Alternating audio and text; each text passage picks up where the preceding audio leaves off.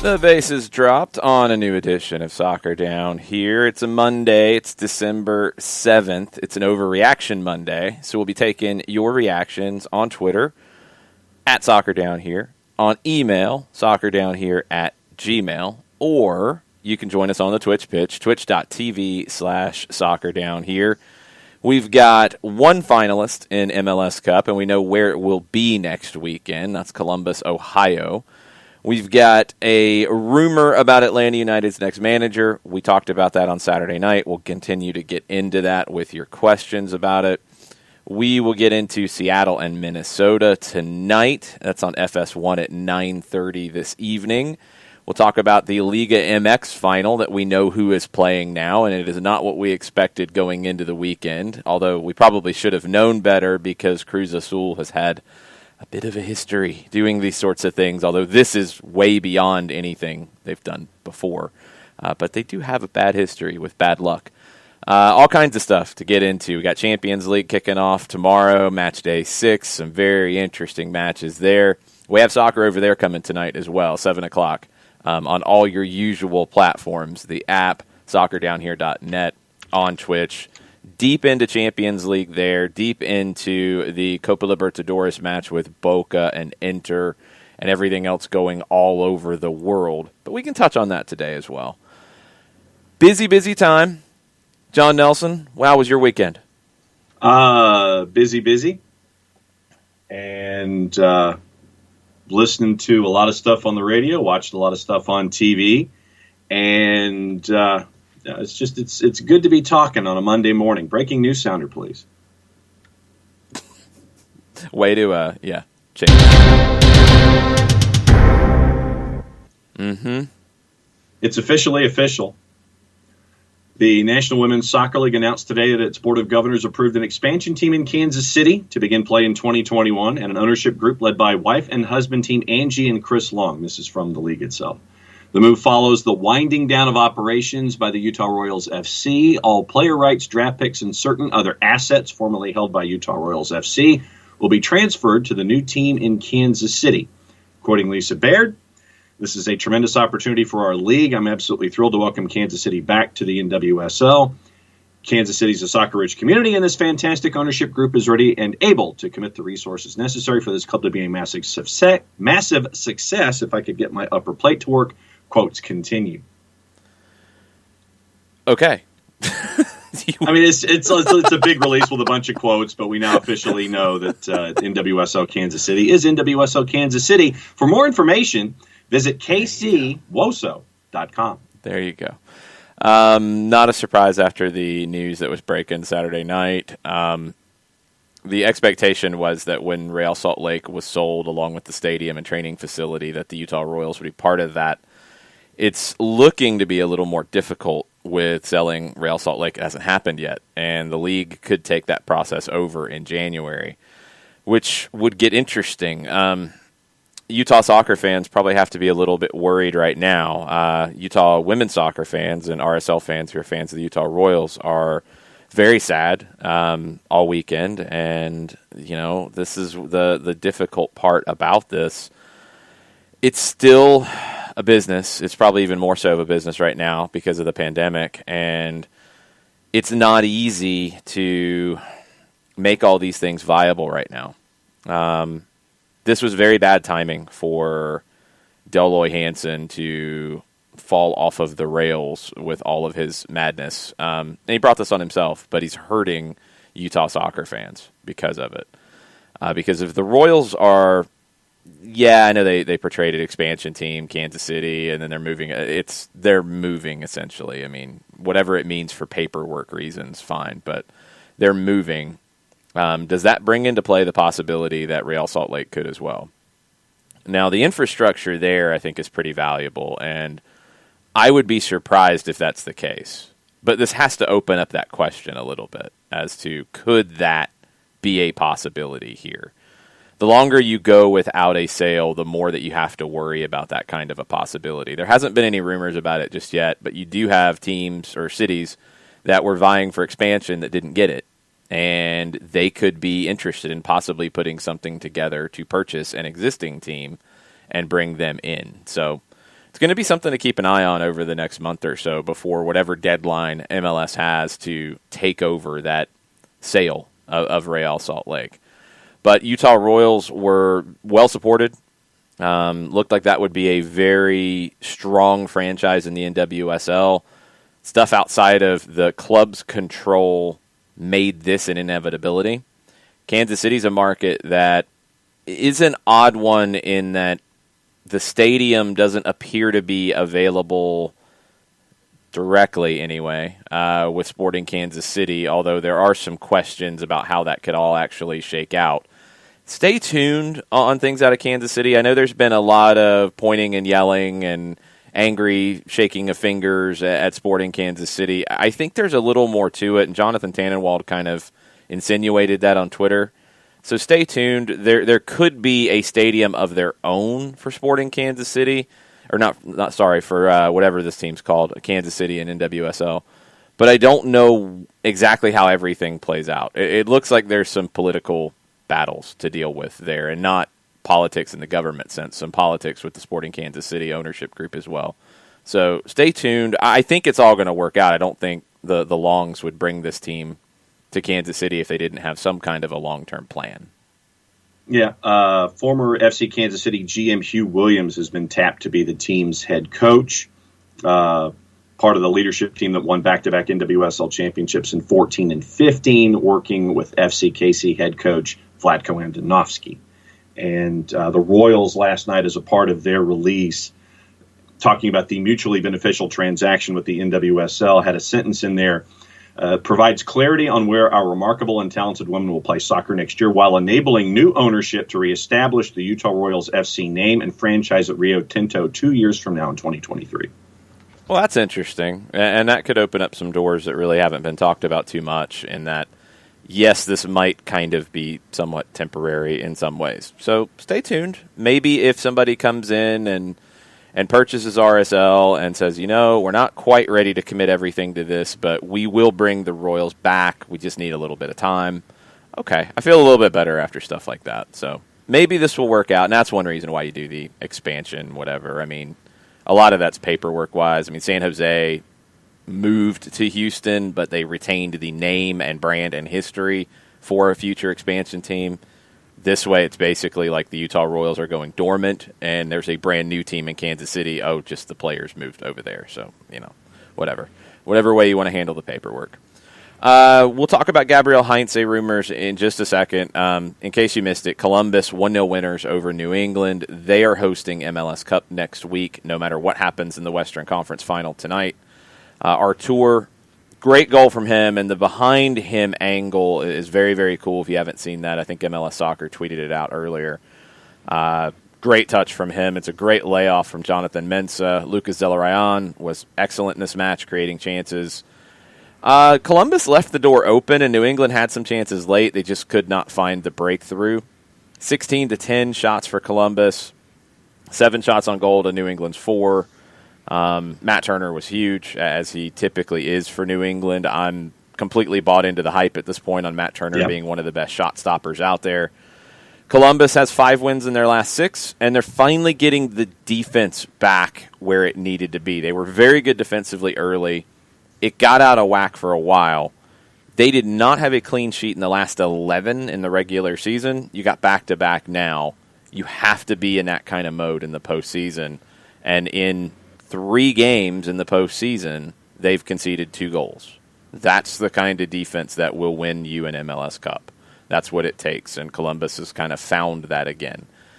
I thought the Crew were good, not great. I thought the Revolution were a little wasteful at times. What the Crew did really well is they made it difficult for Carlos Gil and Gustavo Bo to impact the game. They made their touches be inconsequential until the very end, where I thought they dropped off too much. I thought Columbus dropped off and gave Gil and Bo a little bit more of the ball than they should have. We'll see about Columbus next week and what the roster looks like. Aylor Room did not play. Andrew Tarbell had, not a ton of big plays to make, but he did what he needed to do. Room reportedly has been back training, but is he going to be ready to go next week, or do you keep rolling with Tarbell? That'll be an interesting conversation for Caleb Porter to have with his goalkeepers. Seattle, Minnesota's tonight, 9:30, FS1. We'll get into some of the details there if you have questions as well. It should be a really fun match, I think. I think Minnesota will not come in and be negative and defensive. I think the way they're playing right now with Reynoso and Molino, they feel like they can score goals on Seattle. Seattle will look at Minnesota's backline and think they can score goals as well, although Dane St. Clair has been very good. You got Osvaldo Alonso returning to Seattle, a little bit of a storyline there. Seattle's pretty healthy for the first time in a while. Gustav Svensson's back. Seattle's the favorite. I don't think they're as big of a favorite. I don't know. Columbus wasn't a huge favorite either. I'll be curious to see what your thoughts are out there listening to this. So tweet at us. Let us know what your predictions are for Seattle, Minnesota. I think it's Seattle. It should be Seattle. They're at home. They've been there. They've done that. Minnesota has not. But it's really hard right now to pick against Reynoso and Molino and how good they've been. I'm still a little on the fence here. I have not made a decision just yet, but I'm leaning Seattle. Okay, so then let me present you with juice boxes and see if this will influence you. Seattle. Well, hold on. The juice boxes influence an actual wager of juice boxes being placed, not necessarily who I think would win the match. Right. I don't know who wins the match. Okay. No, that's a big difference. I think that gets confused at times. The juice boxes, you could be persuaded, well, I think this team's going to win the match. But man, that's a really good number, and I'm not sure if they're going to win the match, so I like that wager of juice boxes. Okay. I hope people understand that conversation. Okay. So here's and I'm in the Seattle camp because of them being at home, and I understand the hot hand of Minnesota right now, but I've been looking at Seattle and all of this. So, juice boxes. Seattle, courtesy of our friends at Odds Portal in the composite, a minus 152. Minnesota United, a plus 382, and your draw is a plus 320. You're saying that with all kinds of crazy effect, like that's a shocking development. That Minnesota is on the plus? No. The plus at plus 382? Yes. Why? I would have thought it would have been a lot closer than that. Why? Just because of what we've seen from Minnesota in the last handful of matches, what we've been talking about on the show. What have we seen from Seattle, though? We've seen one. Yeah, we've seen. Yes. All right. That's why I'm asking, because I'm not surprised by the numbers, to be honest. Minnesota's been great in the postseason, and I think Minnesota can absolutely go to Seattle and win this. But if you're looking at, just the information, the raw information here, I mean, Seattle was one of the best teams in the league all season. They were level on points in the Western Conference in the regular season. They scored 2 goals a game. They conceded just over a goal a game. And Minnesota was not as good in the season. They've been better in the postseason than they were in the season. You also factor in history. This is the first time Minnesota's been here. This is not the first time Seattle has been here. No, but you have folks like Osvaldo Alonso who can help steer folks into the right mental direction in that locker room. Yes. How many people do you have for the Seattle Sounders who have rings? 11 billion. I get it. Yeah, I'm not surprised by the number. I'm now, again, this is the important element here when we talk about this stuff. That doesn't mean I don't think Minnesota can win. I'm still not convinced on who I think will win the match. Okay. That's where I'm at. But the numbers being where they are, I get it. Maybe it's slightly higher than I would have thought. I think that number's gone up for Minnesota. It has. I would have thought around, just based off talking through this all year, I would have thought around 300, maybe in the high 200s. But yeah, I think you have to put that number kind of high to get some play there, because most people are going to go Seattle. And there are a couple of places that are putting Minnesota north of plus 400. See, now, if I got Minnesota plus 400, even if I think Seattle's going to win, I'm not fully convinced of it. If I got an extra juice box line around, that would be something I would consider. That's where the conversation about juice boxes comes from.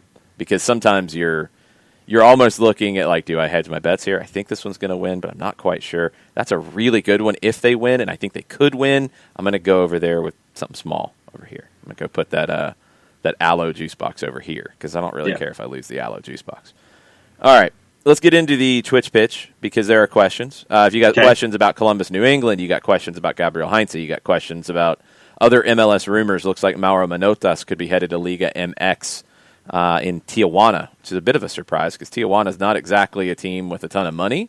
Yeah. But Mauro Manotas has been reported to go for around $10 million.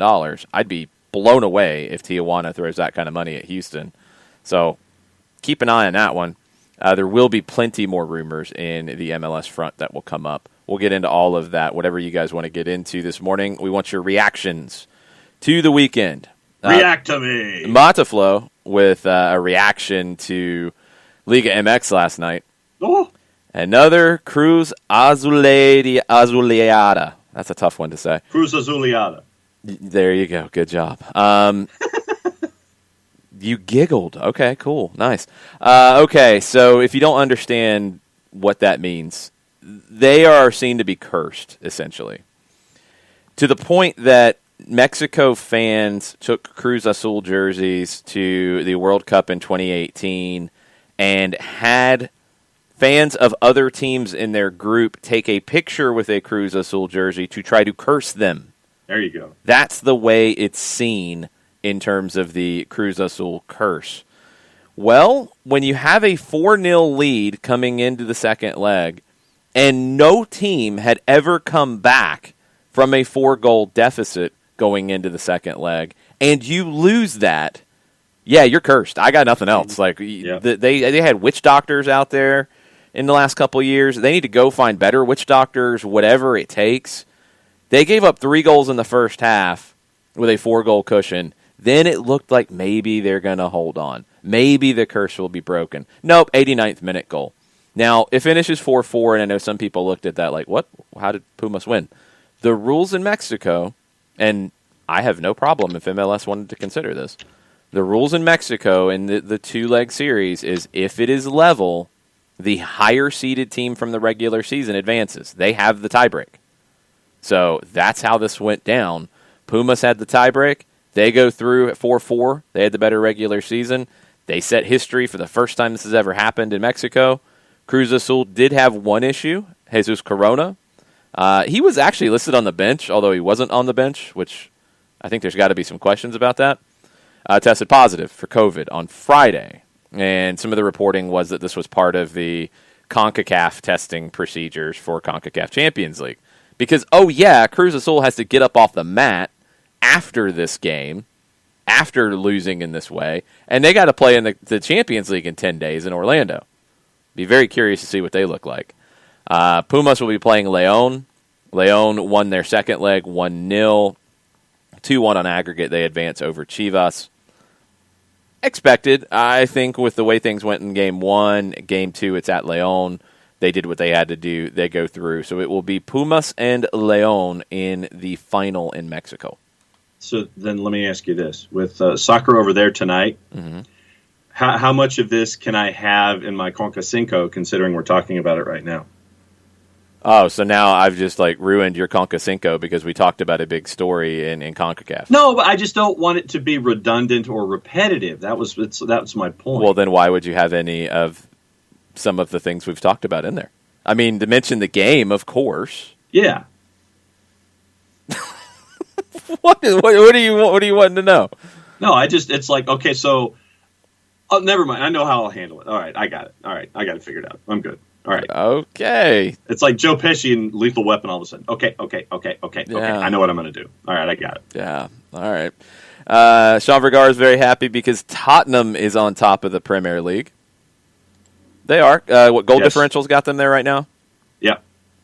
They took care of business against Arsenal this weekend. Liverpool took care of business in their match against Wolves, so they're level on points, but Tottenham's got the top spot. Harry Kane, 250th career goal for club and country. Question, though, and Sean, you're going to have to answer this one for me and any other Tottenham fans out there. I know there's quite a few of y'all. Yes, thank you, John. What's up with Harry Kane backing into people and nearly causing injuries on a regular basis? This happens a lot. This is not a random thing.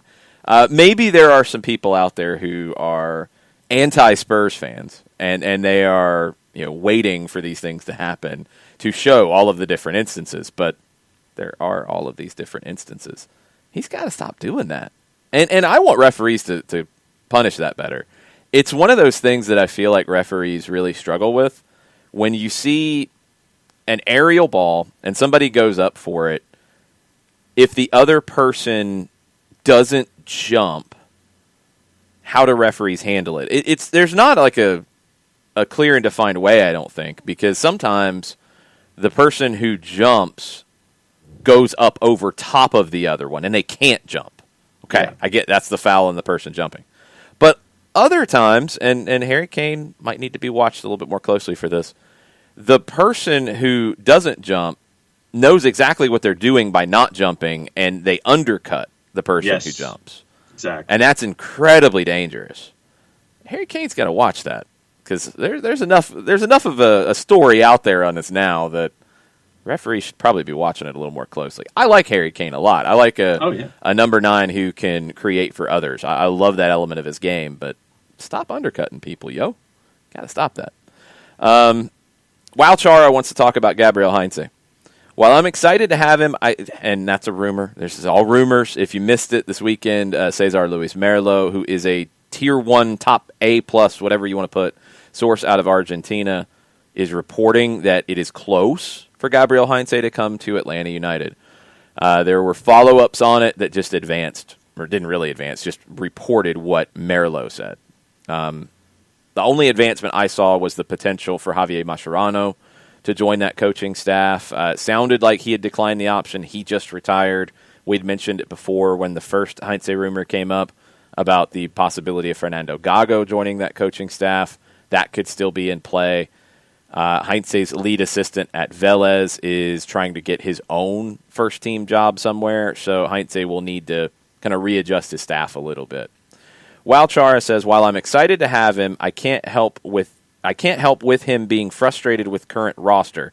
This is the same guy who dumped Assad, who we loved here. Very tricky. There's a couple of things. Just because Yamil Assad was a fan favorite here doesn't mean that he should have played at Vélez. That needs to be understood. Doesn't mean he should do anything anywhere else. He was a fan favorite. That doesn't mean that managers who didn't play him got it wrong. That's how it goes. Fan favorites and impact aren't always the same. Yamil Assad was not very good for DC this year, and we don't know what the situations are off the field, because I've had massive questions about why DC didn't get it done for Yamil Assad to come back there in 2019, why Vélez didn't sell, what was going on, because he basically wasted a year in 2019. Yeah. He barely played. I think he had around 10 minutes at Vélez under Heinze. Just because Heinze didn't rate Yamil Assad, that doesn't affect how I feel about Gabriel Heinze in any way. Being frustrated with the current roster, we haven't even seen anything yet. So he would be looking at the current roster before he would take a job, first off. So if he's frustrated, to play the speculation game here with Walchara, if he's frustrated about the current roster, he probably wouldn't take the job. Because it's not like the LA Galaxy roster where there's only 13 on it and there's a lot of moves to be made. There's 21 here. There's 3 senior roster spots. So there's not the ability to have a dramatic overhaul. So if you're talking about it to this point, I don't think there's any frustration with the roster. I don't think there should be. Now, making everything fit the way he wants to play, absolutely, that's a process. But I think there's enough in this roster to play the way he wants to play. I'm not worried about that. The Assad thing is completely separate, because Yamil Assad's career trajectory has been one of the most baffling things I've seen in a while. Jacob Inman is in on Twitter with a question this morning about Heinze. He says, saw someone say that Heinze requires a lot from the 6. If he's the guy, what kind of profile would he want from that position? I think most managers require a lot from the 6, so I don't think Heinze is strange in that. One thing he requires from the 6 is when he plays a 4-3-3, which is what I think there's a narrative out there that he only plays 3-4-3, and that's not true from what I've seen. He plays a lot of 4-3-3. I think he plays more 4-3-3 than 3-4-3, but again, formations are overrated. In the 4-man setup with 2 center backs, the 6 has to be comfortable dropping in between and playing not as a center back defensively, but as a center back in possession. So you need them to be good on the ball. Fernando Gago was that for him at Vélez for a little while, who was at the very end of his career, an incredibly talented player, but was Fernando Gago running all over the field at 100 miles an hour? No, he wasn't. So that's one thing to look at. I think it is quality on the ball. I think it is awareness of positioning. You could say it's something where you're looking for leadership, although that could just be the situation that he had at Vélez. But you're going to have to be good on the ball in that spot because you will be tasked with a lot of importance in the build-up play. So that's something he'll be looking for there. But I think the fact that Fernando Gago played it at Vélez is a very important thing to keep in mind. I mean, Gago just retired. Gago has had knee injuries and awful luck with injuries. He never quite got to where I think most people thought he would. But talent on the ball, never a question. One of the most talented Argentine midfielders on the ball in his generation. And he was a good 6 for Vélez in their best year under Gabriel Heinze. So I think that's something to keep in mind when what you're looking for. I think quality on the ball is the number one thing. Abby and Jason Nix, thanks for re-upping your subscriptions on the Twitch pitch. You guys rock. And no buffering issues for Abby today. Excellent. Yes. Sixth gear, Sean Vergara says, if not Heinze, then who? Well, nobody else has been mentioned, so I don't know. There were some allusions made in South American media about Javier Aguirre, who it looks like is headed to Monterrey, that he was linked to the job. I don't think that was ever anything concrete, but who knows? I think that was speculation as to he's a big manager who has said he would be interested in coming to MLS, and Atlanta's a big job that is open. I don't know if it went any further than that. But it's all the reporting out of Mexico has been Aguirre to Monterrey, no questions. So we're waiting to see how that plays out. If it's not Heinze, I don't know who, but this was the same question we had before. And I think sometimes people mix up rumors with negotiations. Just because now there is a rumor doesn't mean if that rumor is proven to be incorrect, that there's nobody else on the list. Nobody knew that Heinze was on the list until, honestly, Merlo put it, although Doble Amaria did have this first and had it ahead of anybody. And then Merlo, I think, gives it the credibility that you're looking for. But, before that, there wasn't a public list. There's never going to be a public list. So I don't worry in that regard. There's a number of managers who are potentially available. I mean, Patrick Vieira is one who would not surprise me if he comes back into MLS in some form or fashion. You've got a lot of different options. Greg Vanney. Greg Vanny's still a possibility. He's not the LA Galaxy manager yet, is he? No. So, relax. Tranquilo. We'll see what happens. Wildchara says this team doesn't do a lot of off-the-ball running. I disagree with that. Wildchara, I think this team can absolutely do it. Ricky Ricardo, talking about RSL, says Real Las Vegas incoming. It's not a crazy thought, to be honest. No, Las Vegas has talked about wanting an MLS team, and they've got a facility that could house them with the Raiders. And they've talked about taking where the Las Vegas Lights are and turning that into a bigger MLS type of stadium. So, it's not a crazy idea, Ricky. I don't know. Not sure yet how that's going to go. Let's see here. Abby asked a question about, says a team in Florida is starting that is fan-owned, Biscayne Bay. Think we could get that one here for the lower league. I don't know what lower league Biscayne Bay is going towards. I don't know if it's UPSL or I think it's UPSL because I don't remember seeing that with NPSL. It's easy to do. It's just up to somebody to do it. You do have to understand that there's not going to be a lot of revenue in those things, especially at those kinds of levels. I think you're having a different conversation at a Chattanooga FC, Detroit City level, which is a professional level, where you can have some different revenue streams than an amateur team could. You know, for a Chattanooga or a Detroit, for example, if they develop talent, which I think is something they'd like to do but takes resources. Let's say they hit on a player who came through their system, they signed him to a pro deal, they could sell that player for a large amount of revenue. Amateur teams can't do that. Their revenue is strictly people buying tickets, people buying merch. It's tough. Doesn't mean it can't be successful. Chattanooga showed that it could at the amateur level. But it is difficult. So it sounds great. It's exciting. It can be a lot of fun. It's not lucrative. That's one thing to keep in mind. And, you know, depending on the level, I mean, you're talking about, I think NPSL at this point, to get in the door, it's about $24,000 plus your first year operating costs, which depends on the region you're in. Could be 50, could be 100. Also depends on what kind of program you're putting out there too. So, you know, you're probably looking at needing, let's say, to be smart at an NPSL level with a good bit of travel, $150,000 to get started. If you're talking about UPSL, if it is a very regionalized group, which I believe in that area it would be, you might be in the $25,000 to $50,000 range to get it started. So that's a very different, you know, setup, but you have to look at what possible revenues could be. It could absolutely happen. It's just you have to create something that entices people to give you their money. Yeah. And I would think, well, and it depends, because if you're doing it as do this for the good of the game, okay. If you're doing this as a business, then it's a different conversation. If you're doing it as an investment, you're going to be looking for a return on that at some point. And there's not a lot of returns at the lower division level. Just isn't.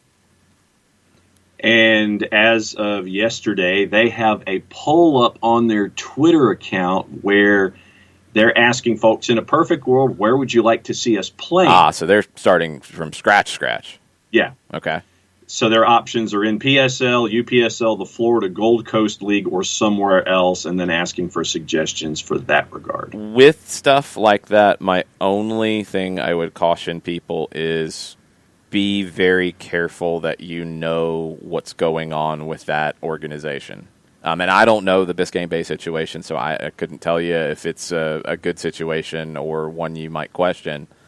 But there have been lower division teams that have done this kind of thing, that have, you know, done fundraisers, or I don't think any have done a crowdfunding kind of situation, but haven't had a existing team or league or what have you, and it hasn't come off. It's very difficult. So, I mean, make sure if you are interested in that idea, if you have a tie to Biscayne Bay or whatever, and you're like, okay, I want to buy in on this. Ask the questions before you put that money in as to what the long-term plan is, because it's maybe not a great business decision. Let's put it that way. If it is, you know, basically you're looking at it as a donation, then it's a different conversation entirely. But the fact that they're not playing yet and they don't know what league they're going to play in, I would be waiting that one out a little bit more, or I would be wanting more information before I jumped in on something like that, because there's some massive differences between those leagues in terms of cost. Yes. And they've got the website up. They've got gear. They've got links for play, you know, if you're interested in tryouts and those kinds of things. But yeah, so it's up and running. It's bare bones, and they're asking folks where they want them to play. And they've got the gear up, and that's what a lot of lower division teams are doing a really good job with from a revenue perspective, is putting out merch. And now there is a I think a network of people who will buy lower division merch if it's cool and will sport it. So there's a revenue stream there that honestly was never there before.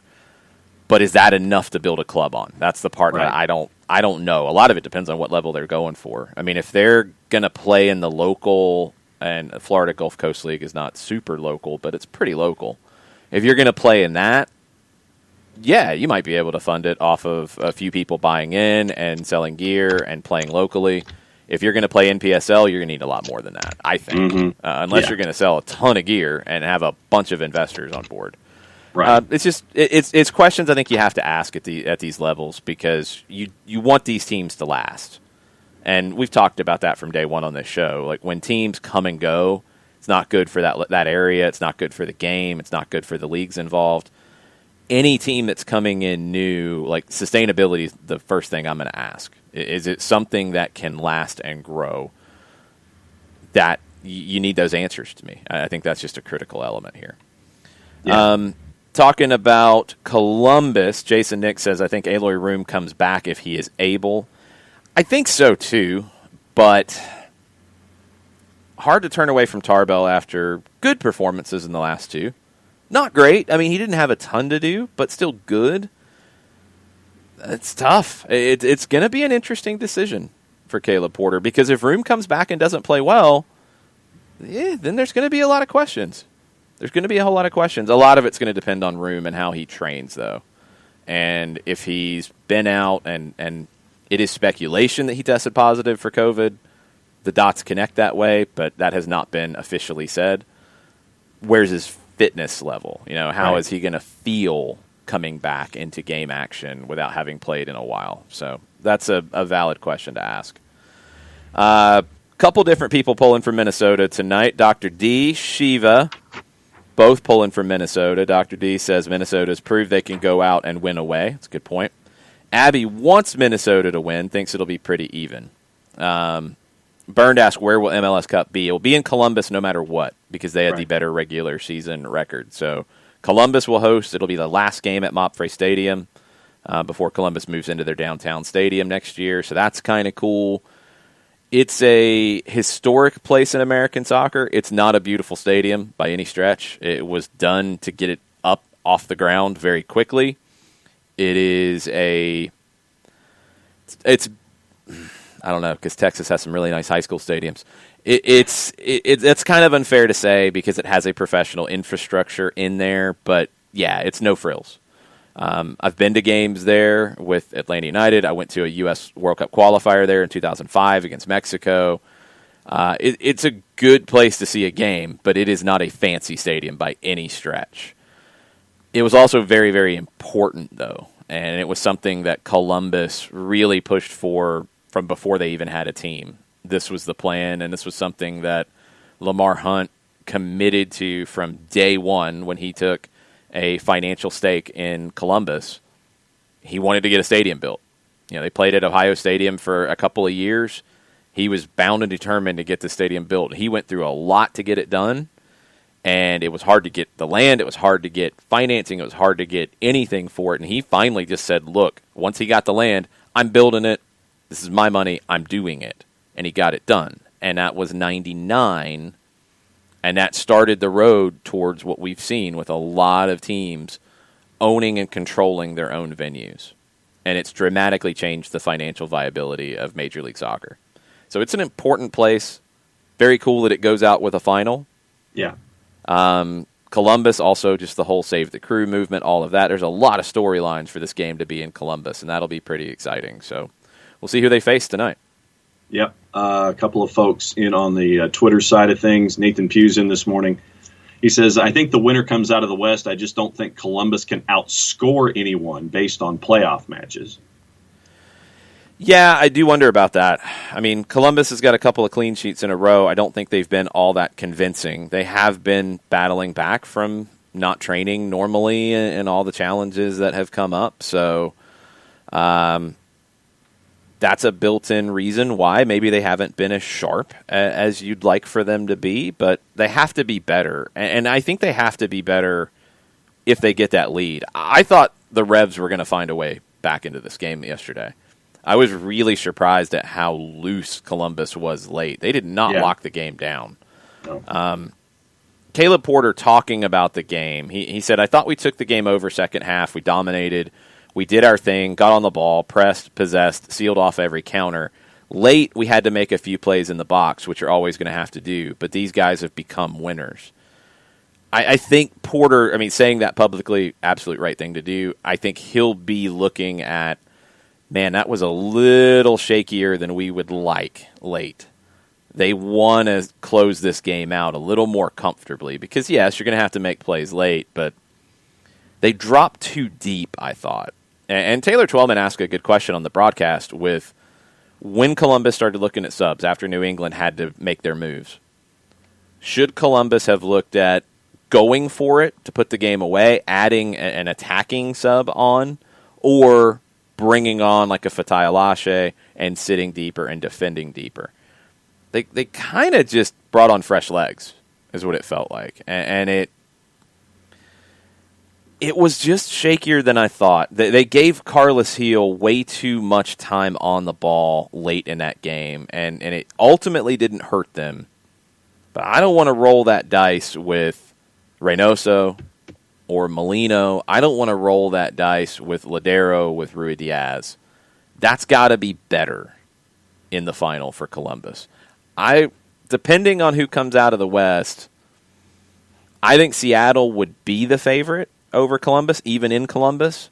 I think Columbus would be favored over Minnesota, but I think it's a toss-up in reality. So I don't feel like Columbus is a locked-on favorite going into the final. Yeah, listening to the Columbus broadcast as I was out running errands after watching a little bit early, you didn't hear Gustavo Bo's name a lot until the end. You didn't hear Carlos Heel's name a lot until the end when you had the chance by Bo in the 83rd, and then you had the action late where Bo had two looks in the first minute of stoppage. And you had mentioned Josh Williams as the guy that folks needed to kind of look at defensively for Columbus. And he was part and parcel. He was right on as one of those guys that was a part of the focus at the back that needed to close the door late. Yeah, played well. Played really well. Just trust him. Caleb Porter just trusts Josh Williams, and I get it.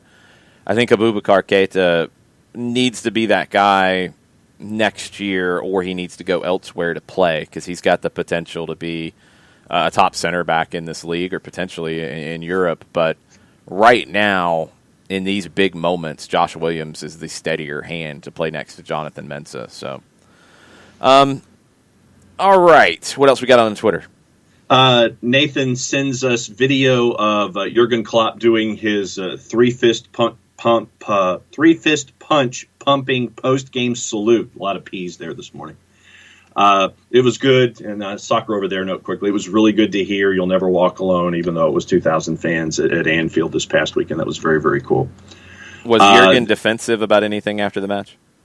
Have not heard about any 8-minute rants, although I think Nathan probably would be our oracle on stuff like that. Was Klopp salty about anything yesterday? I'm Nathan, sure he'll find something. Yeah, really. You win 4-0, and I think he was salty about Sadio Mane about something, but I'll get that in just a sec. Nathan Pugh also, on his first point about MLS, he says, thinking on it, this may be a stupid observation and short-sighted, I guess, I'm not sure.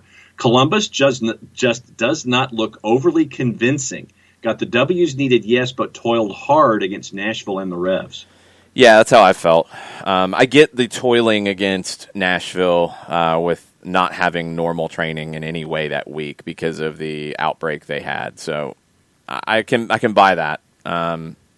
They didn't look convincing in this one. I thought it was way too open late. I thought New England could have done better.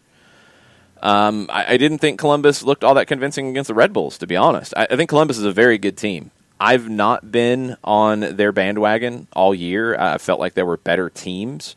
But you have to give Caleb Porter credit. You have to give this team credit because they are very good and very steady. I don't think they're spectacular outside of Zelarayan. Zardes, if he gets chances, he's going to find goals for you. But Zelarayan can lift a game where you're struggling. he's the game breaker you have. Jonathan Mensah is one of the best center backs in this league. You have a game-breaking goalkeeper in Aloy Room. I look at some of the other teams, and I feel like they might have more, but Columbus keeps on chugging. Mm-hmm. So I have not been on that side, but they're winning me over just because they're still here. I'm not looking at the final with either team they'd be playing and say they're the prohibitive favorite. I just don't see that about Columbus against any of the top teams. Can they win? Absolutely.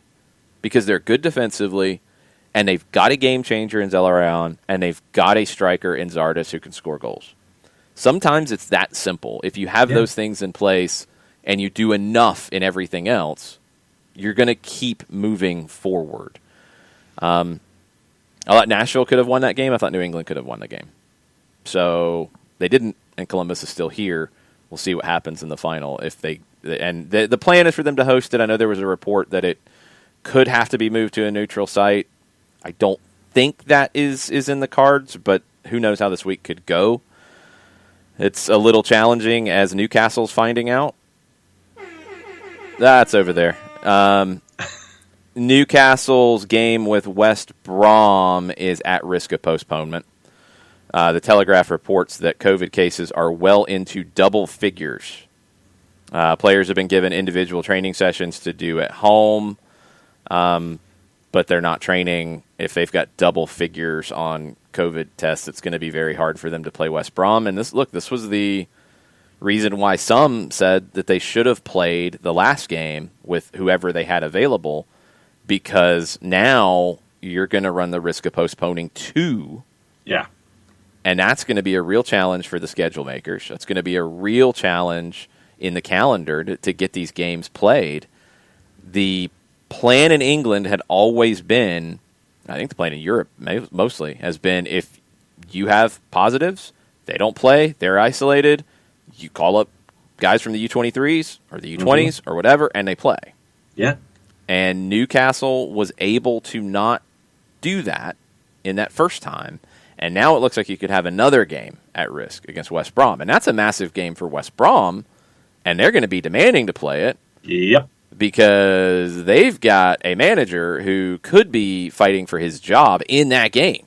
Yep. There are reports popping up that West Brom could jump on the managerial carousel because of their recent results, which have been rather poor. Slaven Bilic, according to, I think it was the Mirror, said that this game could be the one where he has to try to save his job. He's out of contract next summer. It's not going well.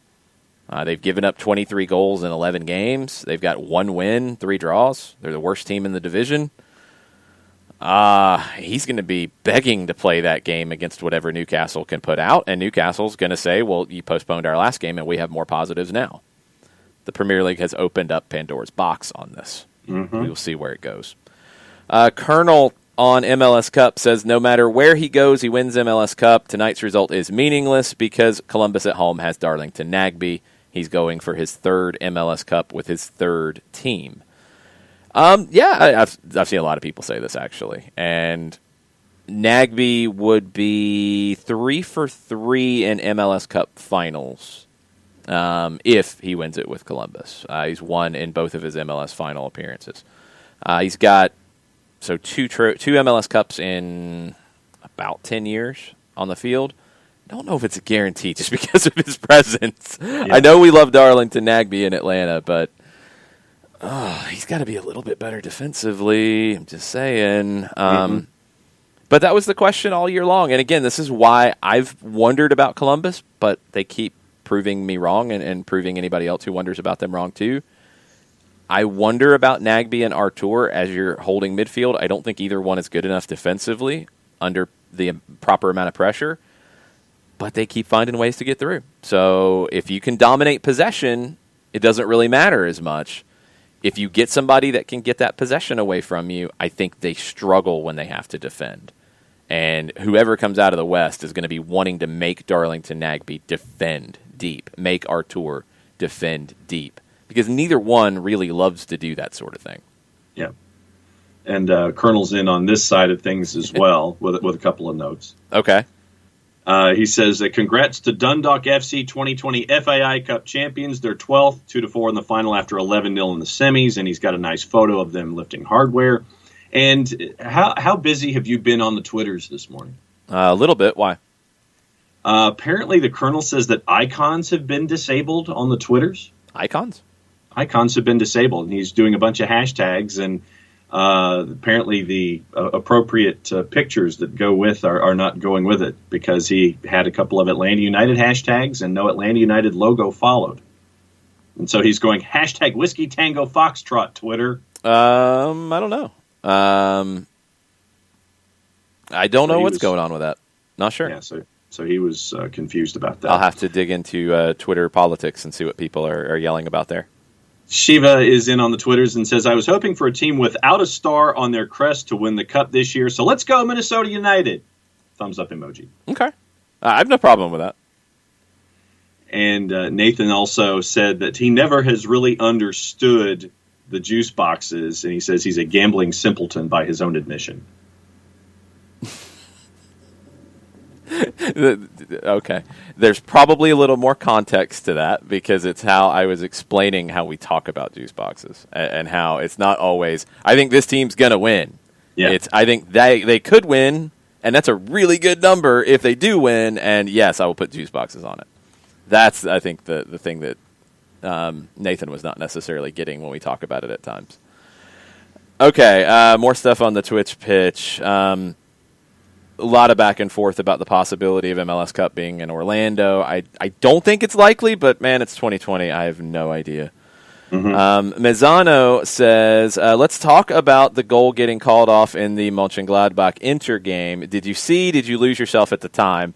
We talked about this last week, and yes, I saw, and yes, I was yelling and pointing and wanting to throw things in the general direction of Pro. General gesticulating, yes. No, there was very specific gesticulating towards the professional referees organization and people who argued about our explanation on air about that situation and how it was impacting the goalkeeper's ability to make a save.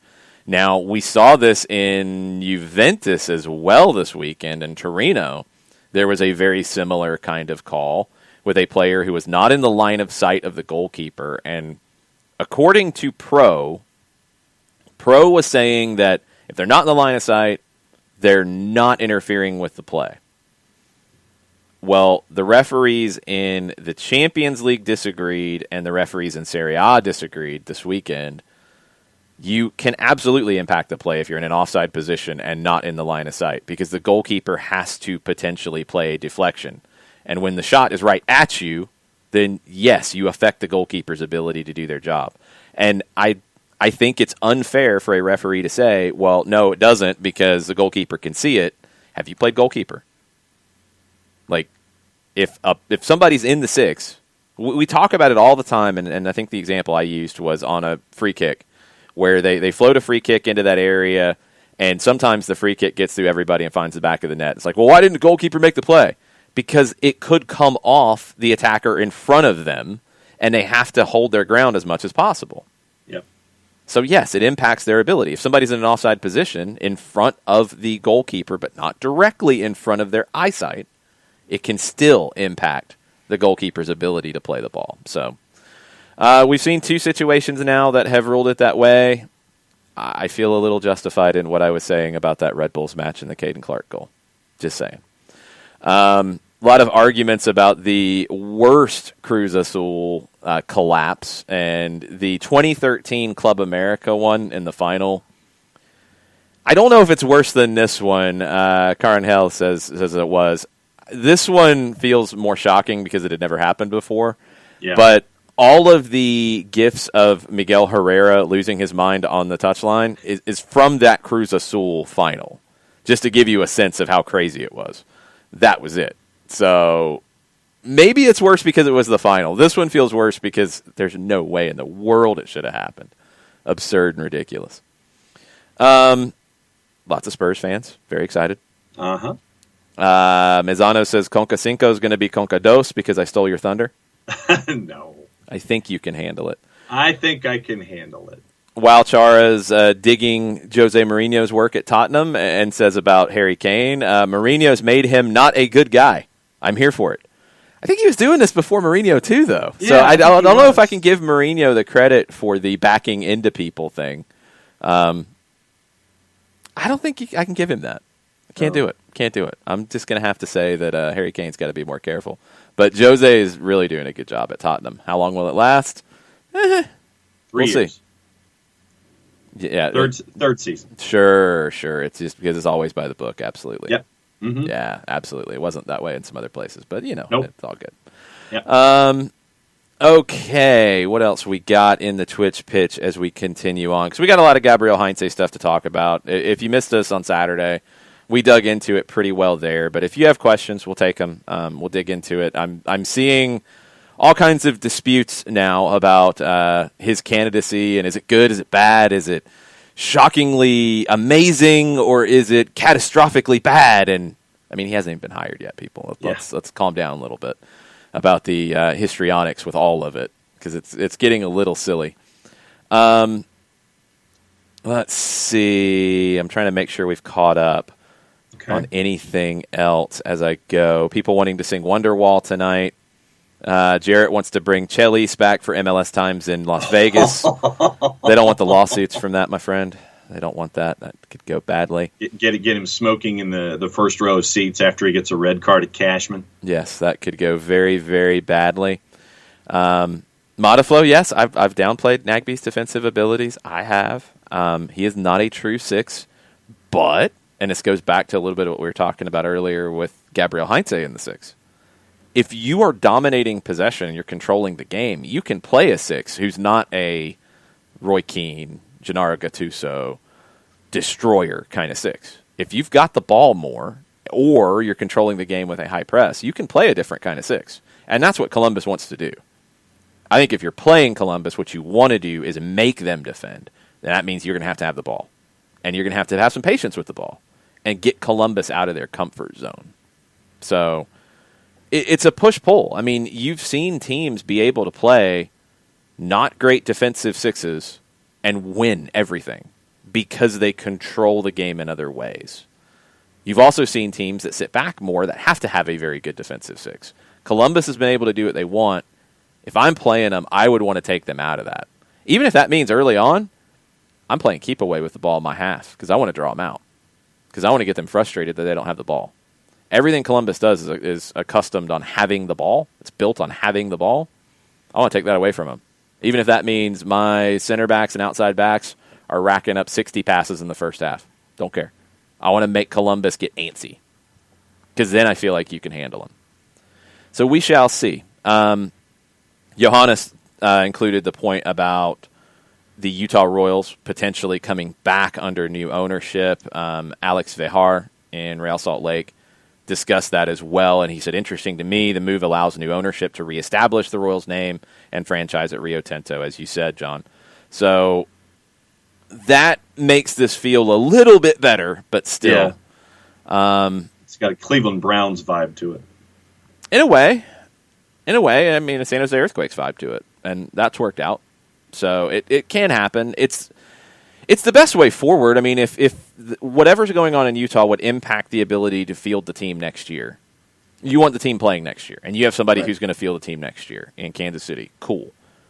You can come back to Utah and relaunch the Royals, hopefully with a stronger Real Salt Lake attached to it with new ownership. So that feels good, and hopefully that will all work out well. All right, while we're getting caught up on the Twitch pitch, John, why don't you tell us about our good friend? What are you doing? Getting ready. Getting. You have to get stretched out? Getting stretched out. All right, I hope you're properly stretched. Kind of funky last night, so I had to stretch out a little bit. Well, I hope you don't pull a hamstring while you tell us about Steve Apolinsky. Apolinsky & Associates, LLC, proud supporters of everything soccer down here and the SDH network for wrongful death and serious injury matters. There is one phone call, one email, one reach out in whatever form you do to get your questions answered. You can shoot Steve an email directly, STEVE, at aa-legal.com. You can get a free consultation by getting a call, 404-377-9100. 888-866-9191. Or you can go on the World Wide Web. There's a website, because on the World Wide Web, you would hope that there's websites there. The website for Apolinsky & Associates, LLC is aa-legal.com. Large device or small, you hit enter, you hit return, you hit the arrow key, you hit whatever works for you. A pop-up window pops up when that homepage pops up, because that's what pop-up windows do on homepages. They pop up 24/7, 365 and a quarter. Thank you, Chris Hutchison.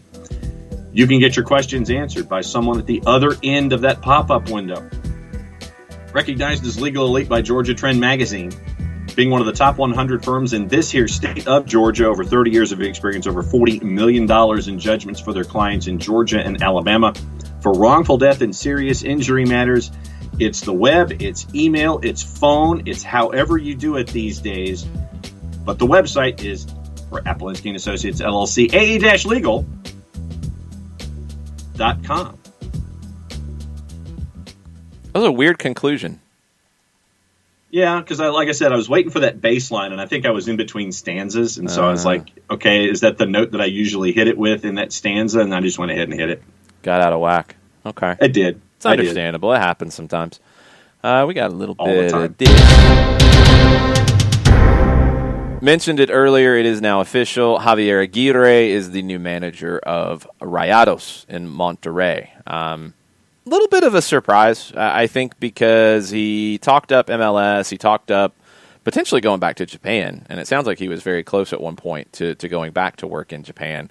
But he is going to Monterrey to replace Turco Mohamed, and he will have major expectations in his return to Mexican football. Mm-hmm. So, big move for Monterrey, showing that they are not happy with where they are currently and what they expect for next season. Aguirre is back. And I'm trying to see where they are in the standings at the moment. Well, they're not playing because it's the final. Where they finished, I know that we're in the Guardianes and trying to get close to the They final. got knocked out in the play-in round. Yes, they, goodness gracious, fifth in the standings, and they were in fifth on goal difference behind Cruzazuleada at 29 points. They won 4 in a row going in, but they lost their last one. So that's that always was what counts. When you lose your last one, that means you ain't playing no more. It's a knockout game. Yeah.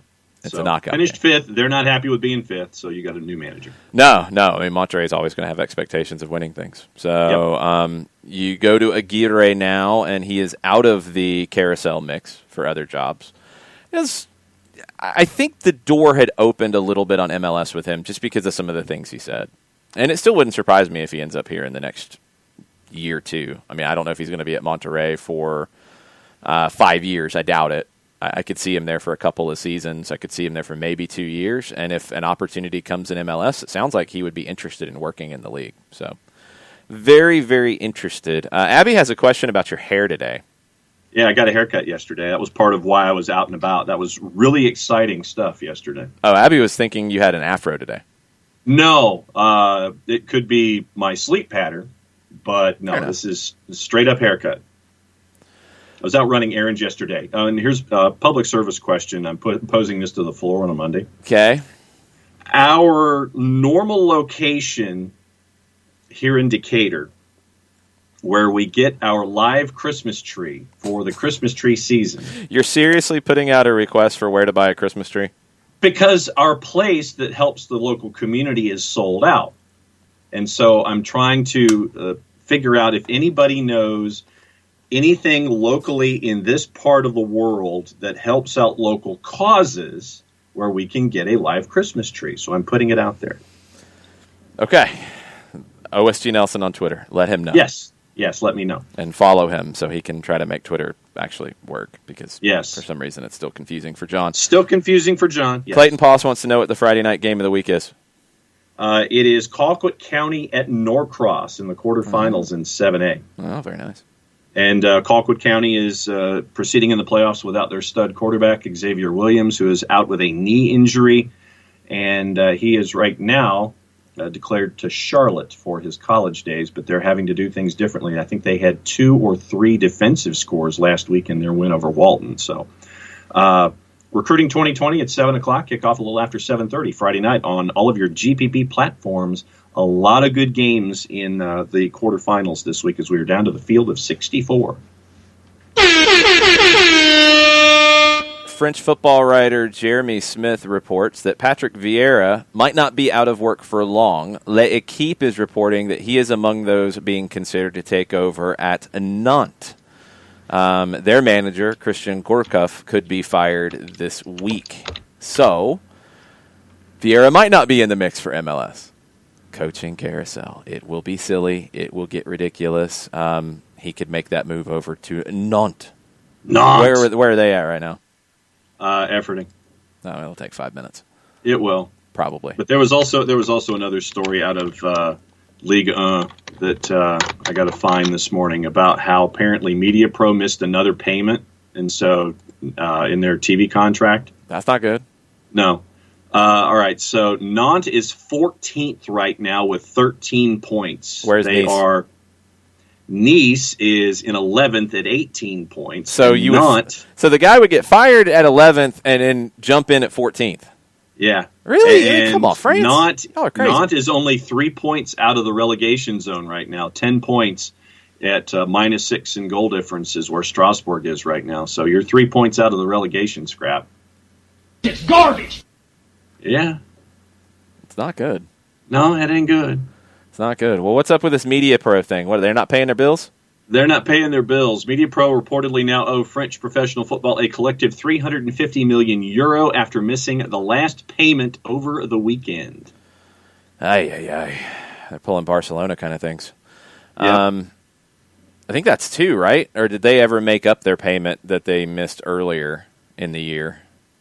I'm trying to get, let's see, third installment of the season expected before December 5th from the Chinese-owned Catalan Group, currently in negotiation to reduce the contract this season. Yeah, so I don't know where that stands, but that's not good. The French league needs their money. Yeah, in October, Media Pro had already failed to honor the second deadline of its contract, amounting to €172.3 million. According to 2 other sources having knowledge of the file requesting anonymity, Media Pro considers itself not liable for this deadline of December 5, as long as the conciliation process with the league, opened since October 19th with the commercial courts, is in progress. Oh, boy. So basically, Media Pro is saying since we're in discussions about the contract on the whole, we're not liable for making any payments while we're in discussions on it. That's an interesting approach. I don't think that normally works. No. I don't think that strategy works very well.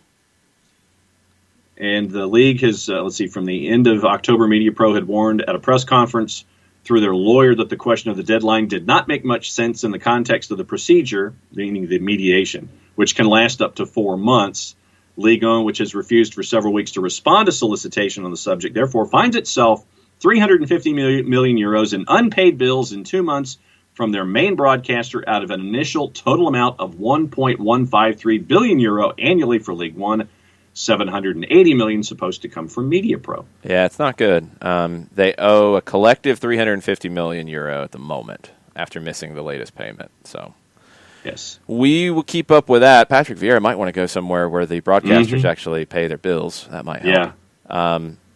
But that would affect his potential availability for Toronto, for maybe Atlanta, for maybe LA Galaxy. Although it sounds like now maybe it's Toronto that might be the spot that could be going after him if the Gabriel Heinze rumors are true, and if the Greg Vanney rumors are true. That's 2 who are out of play. We'll see what happens. Some recommendations on your Christmas tree situation. Okay, hang on, I'm writing. Uncle No Pockets can't help you because he went to... he got a noble fir at a local U-Cut place. Okay. That's in Oregon, so I don't think you're going to make that one. Okay, yeah, Oregon still wouldn't looking help. at me a little funny. Yeah, that's a bit of a commute. It could be. J-Dub Parker says there's a ton of tree farms less than an hour away from Decatur, but that would require you to drive and walk around and pick out your Christmas tree. Don't know if you like that idea. No, usually there's a local church that is just around the corner, and it's for local assistance and things like that. So that's what we're kind of hunting for. You guys recommending John go down and cut out a tree or walk around and pick out a tree? Are you serious? How long have you been listening to this show? Come on now. Man. Menial labor? Yeah, seriously. Sixth gear, Sean hates Peacock Premium. What say you? It's a little cumbersome. I get it. It's a little weird on the back end. Because the ad roll-ins are not it's not fluid, and so you're waiting for commercials to roll when they normally would roll, as we're looking at it on linear TV, and it takes a little while sometimes. And you have why don't they screens. Put anything in there? Like I don't get it, because they did it first. Yeah, they had I remember seeing ads for all of their shows on Peacock Premium over and over and over again. And they're still there, yeah. But they don't do that. They just say, they go to a commercial break, and they just go to a screen we'll be back. And then it's just silence and nothing for a while, and then they come back. Yeah, and for me, though, when I watch, I'll see them roll commercials, but it won't be fluid, and you'll see them dump out of a commercial to get back to network programming. Well, I could understand that if it's Peacock streaming something that's on network. What I don't get is when the game is only on Peacock, why they're not structuring their broadcast a little differently, because that's what they said they were going to do. They said that with Peacock, we can stay on longer, we can go more in depth, we can do this, we can do that. And it feels like it's the exact same format, but clunkier because you don't have normal commercials, and it's just awkward. And the app is awkward. Finding stuff is kind of awkward at times. It's not very intuitive. Yeah, and for me, it has taken me a while to just hit the back, to the arrow back on the remote. And for those watching on the Twitch pitch, this is the current remote that I have. It's taken me a while because if you hit exit, you hit the exit function, then it exits you out of the app. I just love that you're showing the actual remote control that you use.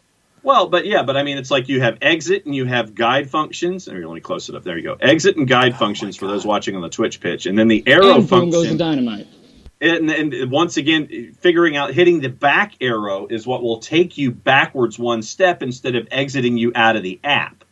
And so pretty much. And so it's taken me however long Peacock has existed to figure out the Xfinity remote, hitting the back arrow key just backspaces you and doesn't exit you from the app. That's how cumbersome it has been for me from the absolute beginning. Not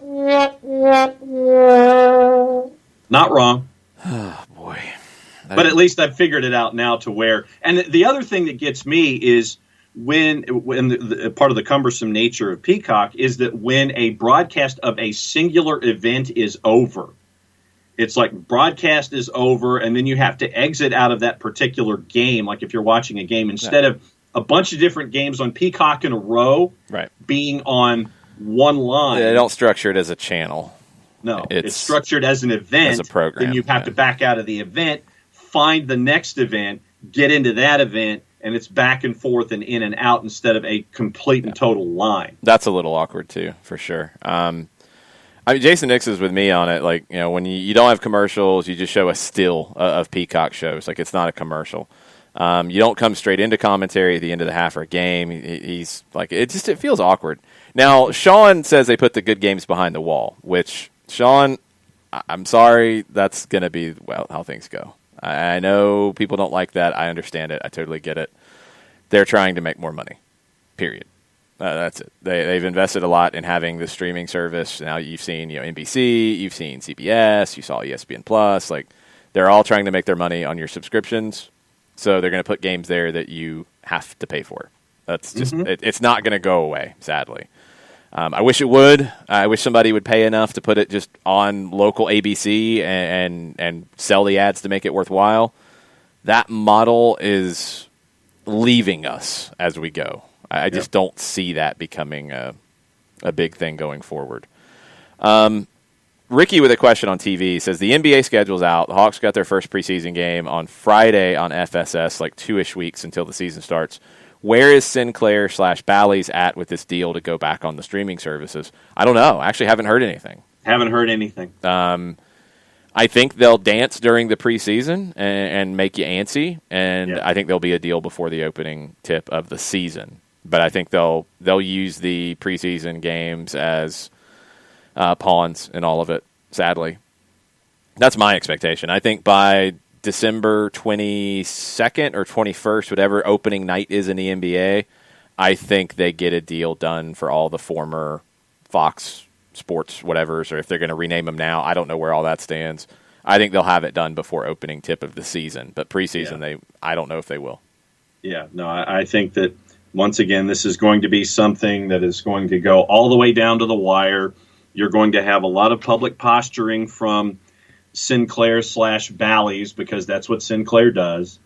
And something will happen last minute, or you might miss the first exhibition game, and then you'll have tiki torches and pitchforks and all this kind of stuff, and then you'll come up with a deal. So it'll be either last minute or just into exhibition season, and it might even really anger folks if it gets past that first local broadcast, if Sinclair really wants to dig their heels into the sand. So I don't see that. It's going to go to the last minute regardless. Yeah. That's just how they operate. Yeah, but I think they'll go to the last minute before the season starts. I don't think they'll put regular season games at risk, because that would do damage with them with the NBA, and they won't do that. But they'll dance, and they'll make the NBA dance, and they'll make the streaming services dance, and they'll do everything possible to get every dime they can. Mizzano says AT&T TV Now, which is similar to what I have, AT&T TV. AT&T TV Now was formerly DirecTV Now. They have the regional sports network channels. They do, I think the AT&T TV Now package is $80 a month. Mine's all bundled together, so I don't know what it actually breaks out at. Hulu Live has announced that their price is going up in the middle of December, and Mizzano hopes that is in conjunction with an announcement for the Sinclair channels coming back. And that would make sense if they're already going down that road. Strummer John tells you to go to the East Atlanta Village North Star, and some of the proceeds go to Maynard Jackson High School. East Atlanta Village North Star. Yes. Okay, thank you. There you go. NorthStarChristmasTrees.net. Okay. Now we're having a lot of back and forth about streaming services and how they handle commercials. Mizzano, this one's a little different. He says ESPN does that a lot. It sits at a floating screen. The show you are watching is in a commercial break. I think that happens where it is over the air, but it's also streaming, and there's an issue with the commercials not being for streaming, but only for a local market, or it's only a local commercial or whatever, or it's the local cable company's commercial that they can insert in, and ESPN Plus isn't taking that. I've seen that pop up from time to time. Yeah, we'll see it pop up on the MLS regional broadcasts, on ESPN Plus, where they wouldn't have all of the local commercials sometimes. Sometimes they just rolled them, and in other times it felt like they cut them, so maybe it was a little bit of a crapshoot. Sean asks if your remote control was purchased at Circuit City back in 1997. It wouldn't surprise me. And this was when we got our new round of cable boxes, this was the remote that they gave us. And so this is a year and a half remote age. So who knows? I mean, because this one is a lot smaller than the previous one that we had for those watching on the Twitch pitch. They had that big bulky one that, had like 98 different knobs on it, as opposed to this one that was about twice as wide and about an inch longer. So long answer to a short question is yes, Sean. Lots of comments about your remote and comparing you to the Progressive commercial about people turning into their dads. Blue, the hair's blue. I see it, blue. I love that guy. But the thing is that I'm not like my dad, in the sense that I'm not helping folks out with scrub brushes and helping. You haven't gone to that far yet? No, you don't want me doing that. No, nobody wants that. No, I hope you don't. But I'm just. Oh, I don't. Sure. Good. I completely and totally defer. It's like if you're the one asking for help in that section. Right? Call the handyman. Absolutely, call the handyman. That's where we call Opera Dan for. That is exactly why we call him, and I don't even touch Opera Dan. Okay. All right. Well, it's because he's our handyman. Guessing he sings opera? Yes, that is correct. He has that range in his voice where he actually has sung professional opera in the past. All right. Colonel says this, and this is actually the fear that a lot of the streaming services have. Peacock is one reason that Colonel no longer watches the Premier League, and I've seen other people say that. that's the balance is, do you lose that viewer by putting it behind the paywall? I'm assuming they bet on the fact that enough people would subscribe that it wouldn't hurt them and that people wouldn't go away from the games that they do have over the air and that people would jump on board with Peacock. I wonder how many people have not and are not watching as much Premier League in general because of it. Yeah. That'll be an interesting study for NBC and the Premier League, because ultimately, if that strategy doesn't work and there are a lot of people not tuning into the Premier League like they used to, the Premier League will not be happy about that, and that will affect future TV deals because they will want to guarantee as much over the air as possible. My understanding is in this deal, there was no guarantee structure like that. That's what I've seen written about it. NBC could have thrown everything on Peacock if they had wanted to. Now, that would have been really dumb to do because it would have angered everybody, but they could have. I would not be shocked if the next TV deal for the Premier League in the United States has a minimum number of games and even certain types of games, bigger games, over the air. They'll give you a bone here or there to try to drive subscriptions, but they want their product to be consumed by the most people possible. And that's a tough balance. Yeah, and what you're also dealing with NBC Sports properties and over-the-air networks is the space to put it somewhere. Because with NBCSN, you're dealing with, right now, under normal circumstances, it would be college basketball. You're seeing the FA Women's Super League being shown on Saturday mornings as well. NBC's dealing with Notre Dame football and all their other properties. And so and NASCAR was an issue that they had early on in the Premier League season. It just comes down to space in some instances and where you're going to put it, and having Peacock Premium there as an outlet helps you out to give it a destination in that general idea. But yeah, when you're in between seasons and you don't have NASCAR and you don't have all these other things, they're pushing things to premium so they can try to encourage sponsorship. But I will say this, as someone who subscribes to Peacock Premium, there are a lot of other networks and a lot of other channels within Peacock Premium that are really good views, and you can go down serious rabbit holes with Peacock Premium, trust me. Yeah, I've not watched the Saved by the Bell reboot yet. I will have to get into that here at some point. Yeah, there's that. There's a Saturday Night Live channel. Yeah, you can watch Sky News is one of the networks that they have, one of the channels that they have. Old school Saturday Night Lives are on there too. Old school Carol Burnett is on there. There's a lot of different stuff, and you can go down some serious rabbit holes. The UEFA World Cup qualifying draw will be taking place here shortly. I actually thought it would have already started by now, but I think it is at... I think it's at 1 o'clock. I think it's at 1 o'clock. It might be at noon. So we'll talk about that tonight on Soccer Over There. Actually, quite a few people saying they watch less Premier League now because of Peacock. So that's going to be a storyline. It's going to be interesting to follow as we go. Anything else on Twitter before we jump into Gabriel Heinze rumors? Because there are a lot of general questions along that road. There are a couple of questions on Twitter about those, but let me go to the other stuff that is not based in Heinze. Tafka says, I picked Columbus in the preseason to win MLS Cup. I don't think they're favored over Seattle, but feeling good about my prediction in general. Yeah. Nagby showing how important he is, 3 MLS Cup appearances with 3 different teams in 6 years. Absolutely.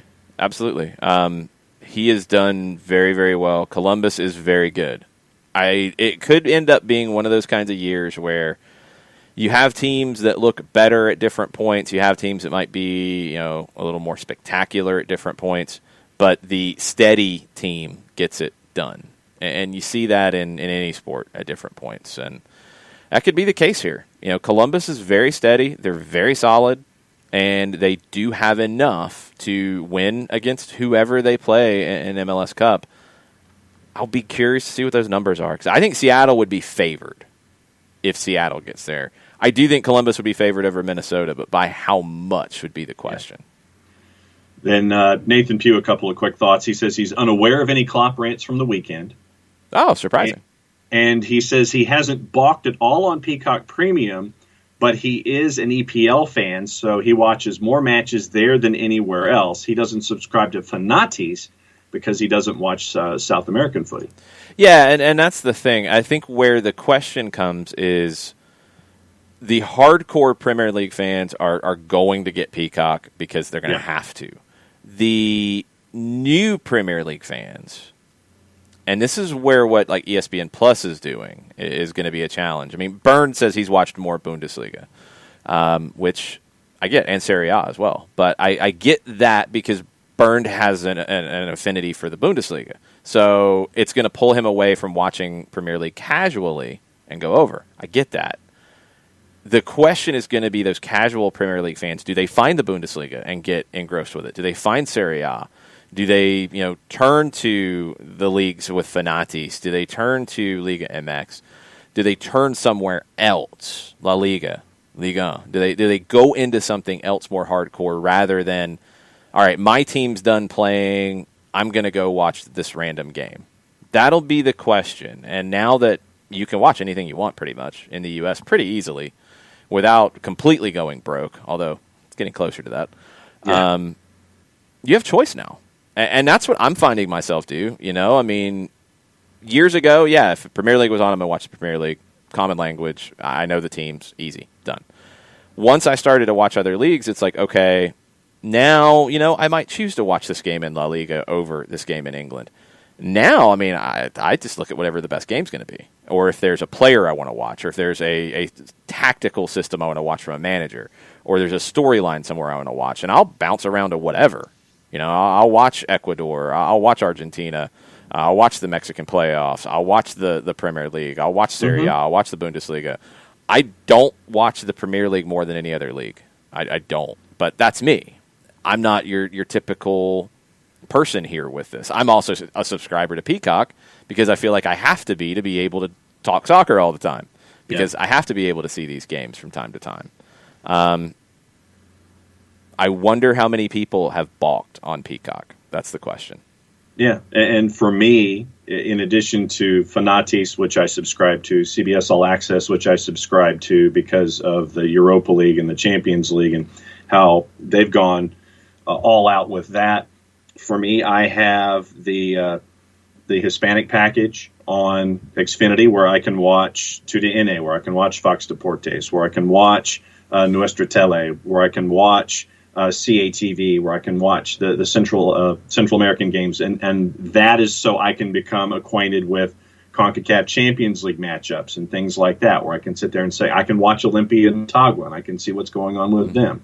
So for me, it's all about knowledge base and what I can plug into with all of the different things. So for me, it's Peacock Premium, it's CBS All Access, it's Fanatis, it's Xfinity with the super hyper mega cable sports package in multiple languages, just so I can keep up. Well, yeah, we talk soccer every day, so we kind of have to. There's no choice. Yeah. One thing that'll be interesting, I know you're in this boat, Alex Bassine's in this boat. Xfinity is including Peacock for free with it. That helps them a ton. What happens when that goes away? Because it will at some point. Yeah, they're going to make. I think they're going to say. I think it's $6 a month. I think is what they're looking to do for Peacock Premium down the road after a year, I guess, or something. Yeah. We'll see how many people keep it at that point. It'll be intriguing. And I'm with Mataflow. There's only so many times I can stomach West Brom. Yes, you ain't kidding. Blech. Especially after a red card and giving up 5 to Crystal Palace on the weekend. You gave up 5 to Crystal Palace. It was 1-1 at halftime, and you lose 5-1. Mm-hmm. Very bad. Yep. All right. To get us into the coaching thing. Yes. Matt Wagner.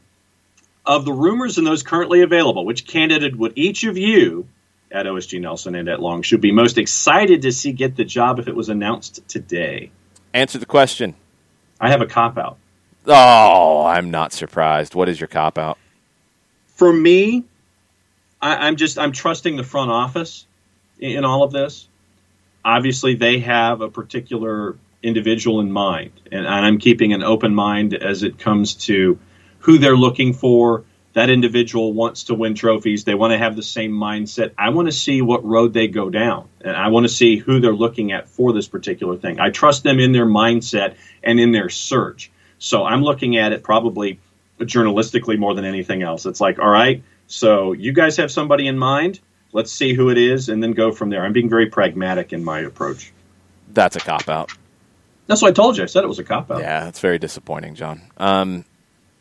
Out of who's been rumored, there's really only been one rumored.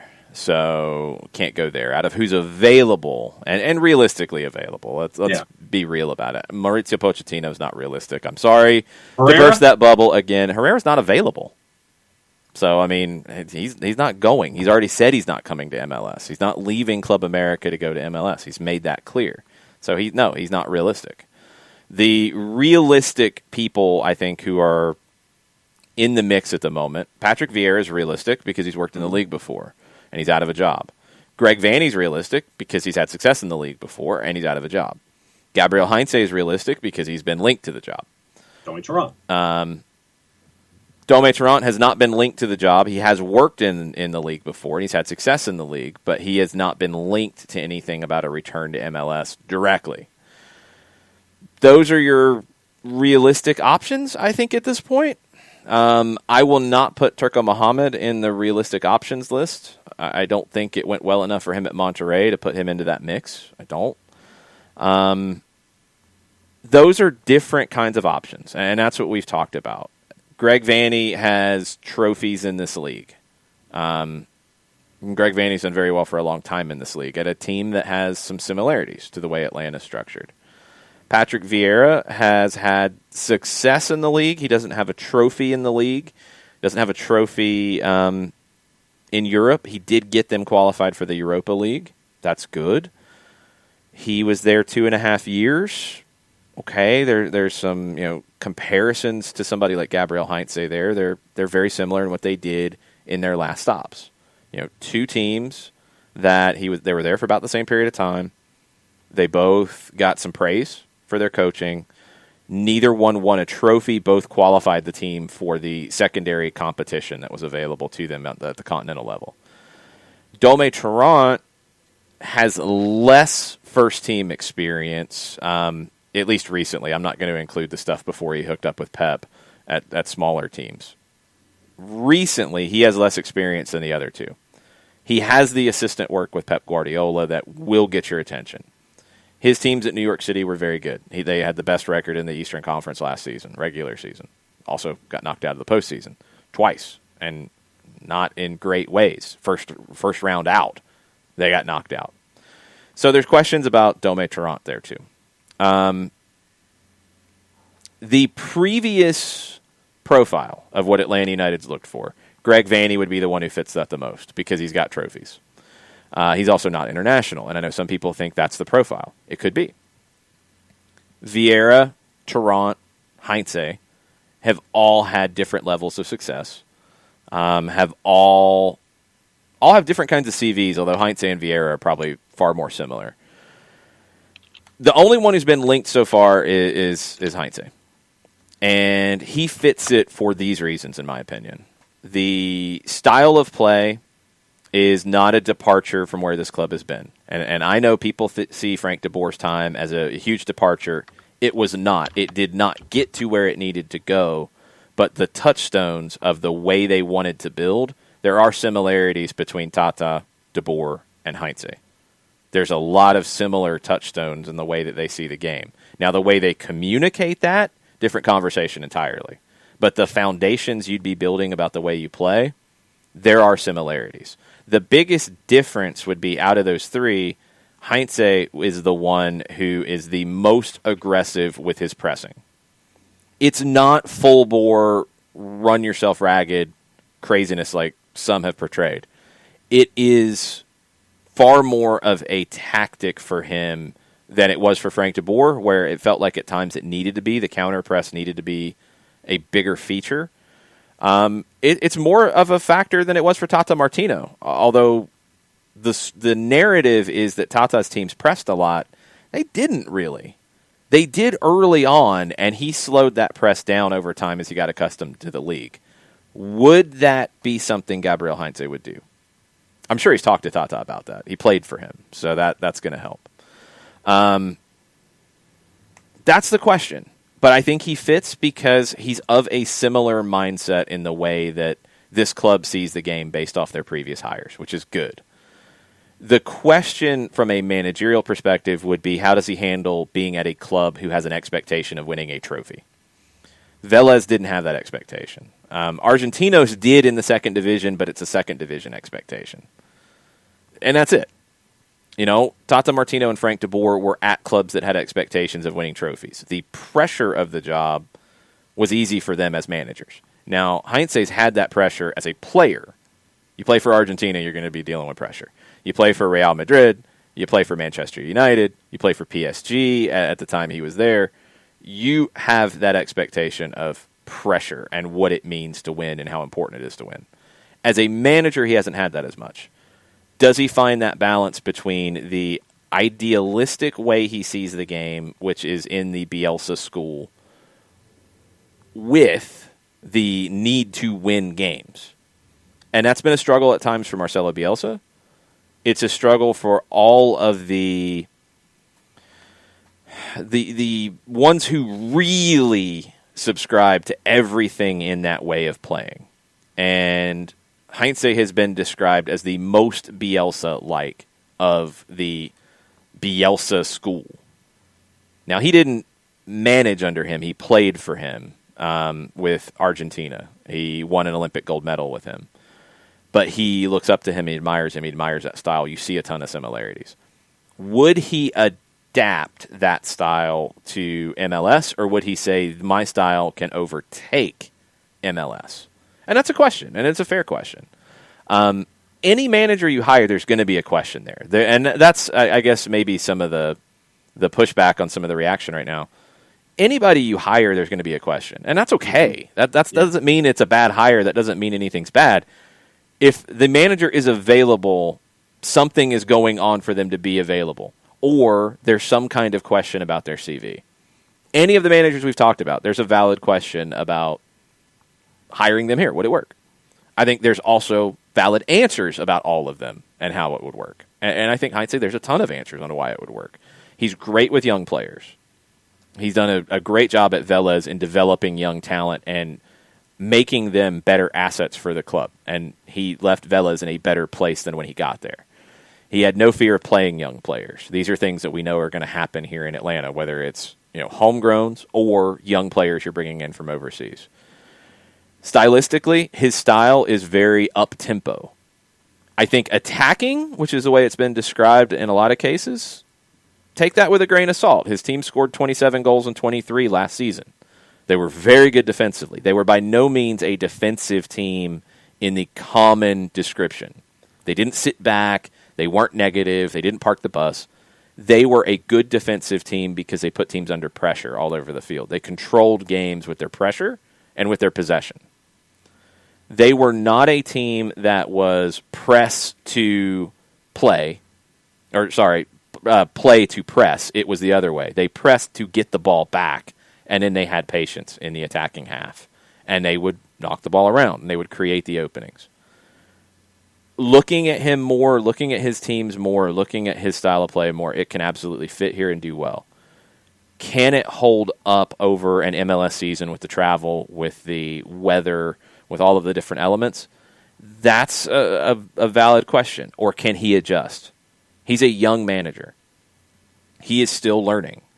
There does need to be some patience with that, because I don't think anybody coming in you would expect to win 10 of their first 10, and if they don't do that, that it's a failure. Right. I think a young manager adjusting to a league that he has not played in, has not worked in, will need a little bit of time. And I don't know what that number is. I don't know if that's 6 months. I don't know if that's 3 months. That does not make this season any less heavy in expectations. But look at 2017 and 18 with Tata Martino. You had a manager who talked about having to adjust, played one way very early. It shifted over time a little bit. They had, not a failure even to say that they played badly in the postseason. They didn't advance. They made adjustments in 2018. 2017, they were good, and they were a contender at the end of the season. 2018, they were the second-best team in the regular season, could have been the Supporters' Shield winners, and then won the postseason with a little bit different style, a more defensive style, a more pragmatic style. You showed the growth in that team. Tata Martino adjusted. If that is the run here, and there's been reports that it's a 2-year deal, and this is all reports at this point. A 2-year deal, if that's the case, if it is be a contender in year one, but maybe you have a record that is good but not great, and year two, the expectation is to be in contention for Supporters Shield and to win everything. Okay, that's a fair expectation. Yep. That means you can win MLS Cup in year one, but maybe you're figuring it out along the way, and you have some results that you drop in the season. Year two, the expectation would be you've learned, you have the right strategy coming in, you have the right group that you want, and you come in and you try to win everything, including Supporters Shield. I hope that makes sense. Yeah, it does. And that's the elements of the search when you're looking for individuals. And you talk about hindsight, and can he adjust his thought pattern because of the things that he would not have faced in Major League Soccer that he has faced in the other places that he's been a coach. And that's, for any coach, that's something that you're looking for, is how do you adjust to the situation in front of you, because the situations are different from case to case. And in soccer's case, from league to league and country to country, there are different things that you have to look out for. Can an individual like that adjust to what's going on in front of them with the style that they're used to having in front of them every single time in their past stops? Yeah, one thing to keep in mind, too, and I've seen some speculation on this, and just to understand the situation, Gabriel Heinze was not involved in the transfer dealings at Vélez. So I think any manager who comes in here is not going to be brought in to run the transfer dealings, to run the squad building. Are they going to have input? Yes. And the question, and Byrne brings it up, he says Dome would be strong enough to stand up to the front office. I think all of these guys are strong individuals, and maybe different personalities than Frank de Boer was in terms of that dealing. Maybe they'll be a little bit louder. Maybe they'll be a little more clear in what they're looking for, those kinds of things. I don't think you're going to get a shrinking violet with Vieira, Heinze, Dome Tarrant, Greg Vanny, any of them. If any of them are available, if Brian Schmetzer became available, if any of them are the choice, I don't think any of them are going to sit back and say, just give me whatever you want. Yeah. But I think they also understand they're not calling those shots. Their input helps inform the decision, but they're not making the decision. That's the point to me. Right. Modiflo says, Heinze may be the answer. He may not be. Tarrant isn't a bad shout either, nor is Vieira. I would lean to Tarrant over Vieira. That's just me. I think Tarrant had a better run with a lot of the same talent. I think Vieira had to build from further back, though, and you have to consider that when you look at comparing the two. I love Tarrant's time with Pep Guardiola. I've never been shy in saying that I think Pep is the best manager out there. I think the way he sees the game, he's progressed things very, very far. So you have somebody who's worked with him, you're going to bring that to the table. That's great. Can Dome be as good on his own without being the number 2 to Pep? It's a question, and there isn't a whole lot of a track record there to show it. It's been good. I mean, to be the best team in the Eastern Conference last season, that's good. Flamengo's bonkers. I don't even put too much on that. He did well at Flamengo, and then they moved on, and now they've been doing very poorly, and, Yeah. Vieira is a guy who did well at NYC. Getting 6th at Nice is very strong. This year, it kind of fell off a little bit, but this year's also crazy. This year's also difficult, and did that factor into it? Uncle asks about Schmetzer. Says, I don't think he leaves Seattle, but thoughts on Schmetzer. I wonder if he does leave Seattle. I'm not quite as sure that he'll stay, but I don't think he's going to be then looking for another job around the country. He's such a Seattle guy that I think it'd be hard for him to work elsewhere in the league. That's why I guess the chances have to be decent that he does stay, even if he's not happy, which might end up not being the best situation for the Seattle Sounders. We'll have to see how that goes. It's been more friction there than I thought it would be. It seems like a no-brainer unless the salary ask from Schmetzer to the front office is too much. Yeah. Otherwise, I don't know why you wouldn't have already signed him back up. It doesn't make sense.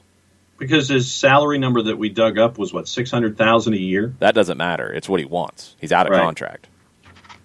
He's going to want more than that. Right. He's won 2 MLS Cups. I mean, if you're asking, let's just say double at 1.2, I mean, I don't know this off the top of my head, but how many other managers in the league are making 7 figures when it comes to their salary figures? There's some. And I think Brian Schmetzer would argue that I've done better than anybody else who's come in on a fat salary. Yeah. And it's a valid argument. So I think he stays in Seattle. I lean that way. I don't think it's a slam dunk, but I don't think if he leaves Seattle, he takes another job right now. Just because he's such a Seattle institution. That's going to be a hard decision for him to leave Seattle. Does he not coach again? I'm not so sure about that, but I think it takes a little bit of time for him to go elsewhere. I don't think he would come into play for one of these jobs that's open in the league right now. Just my feeling. Yeah. Katie making sure she did not miss any bad food takes this morning. And no, none yet. None yet. Give it time, Katie. Give it time. I haven't had anything to eat, so I can't give you a bad food take. There you go. Burn says, my actual preference would be for a tactically progressive young American coach, but I don't know of one. They're out there. It's just they're not getting these jobs yet. And I think something we haven't seen a lot of in this country that I'd like to see more of is young managers going to USL, doing well, winning things, and then getting MLS opportunities. There still is this disconnect between what you do in USL and getting an opportunity in MLS. I think that needs to fade more and more. It's only recently that you're starting to see players go up from USL more into MLS and not be looked at as bench warmers. For the longest time, that was the case. It's just like they looked at the gap being way too big. I don't think it's as big anymore. I still think there's a big gap, but look at John Harkes, for example. John Harkes went to Cincinnati year one and did well, looked like a power play. He gets pushed out, goes to Greenville, does really well in 2 years in Greenville, and DC didn't consider him. I mean, that's craziness to me. Yeah, that's just unbelievable. That makes no sense to me at all. And if you want to argue John Harkes, Chris Armas, like, what's going to be the better move for DC? I think it's John Harkes. Yep. Sorry, Chris Ashley, but that's surprising that they didn't look at that. That needs to happen more because I would have questions burned when you go down this road, and I think it's an important road for U.S. soccer to talk about.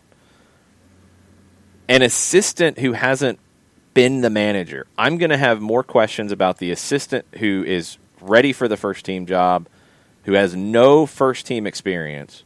I'm going to have more questions about them than the manager who's won in USL Championship or even won in USL League One and has a pedigree that they have done the job.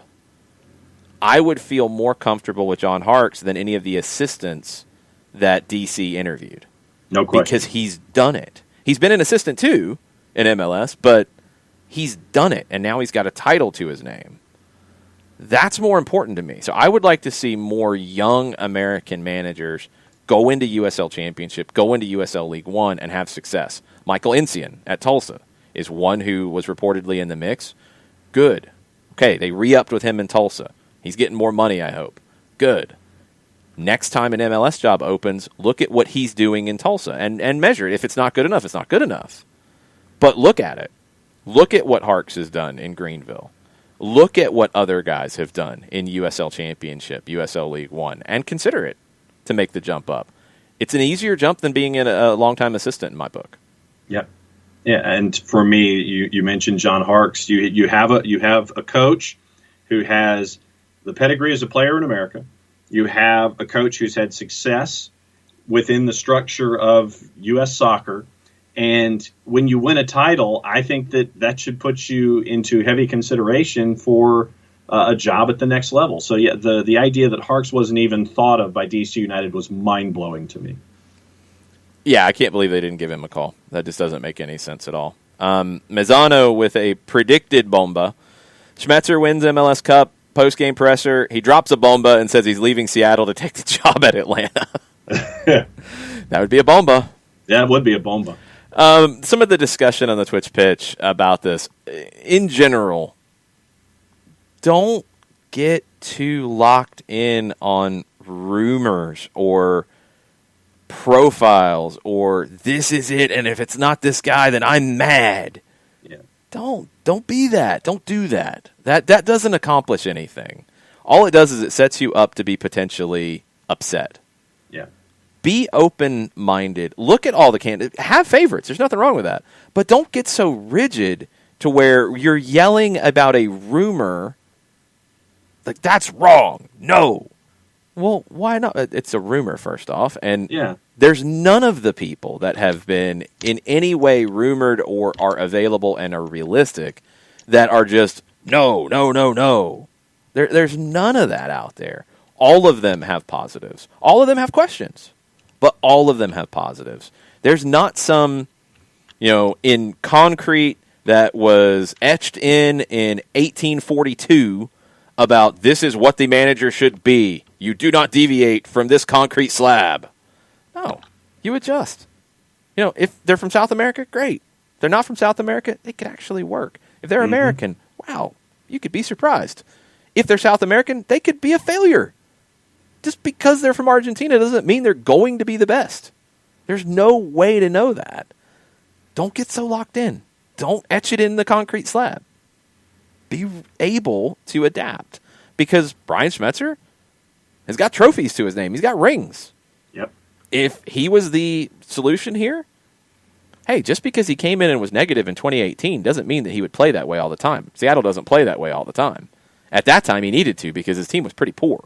Because they hadn't gotten Raul Ruidiaz into the team yet. It showed. They were not fun to watch at that point. They got better. They ended up winning the Cup the next year. Pretty good. Greg Vanny's teams, fun to watch. I have no problem with that style of soccer here. No problem at all. No problem with Patrick Vieira. No problem with Dome Tarrant. No problem with Gabriel Heinze.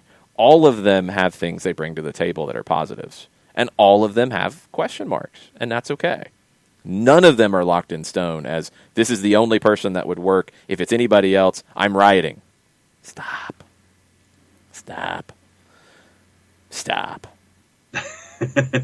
Sam Williamson points out when you're looking at these things, I think it's a good point. There's a lot of speed in this roster.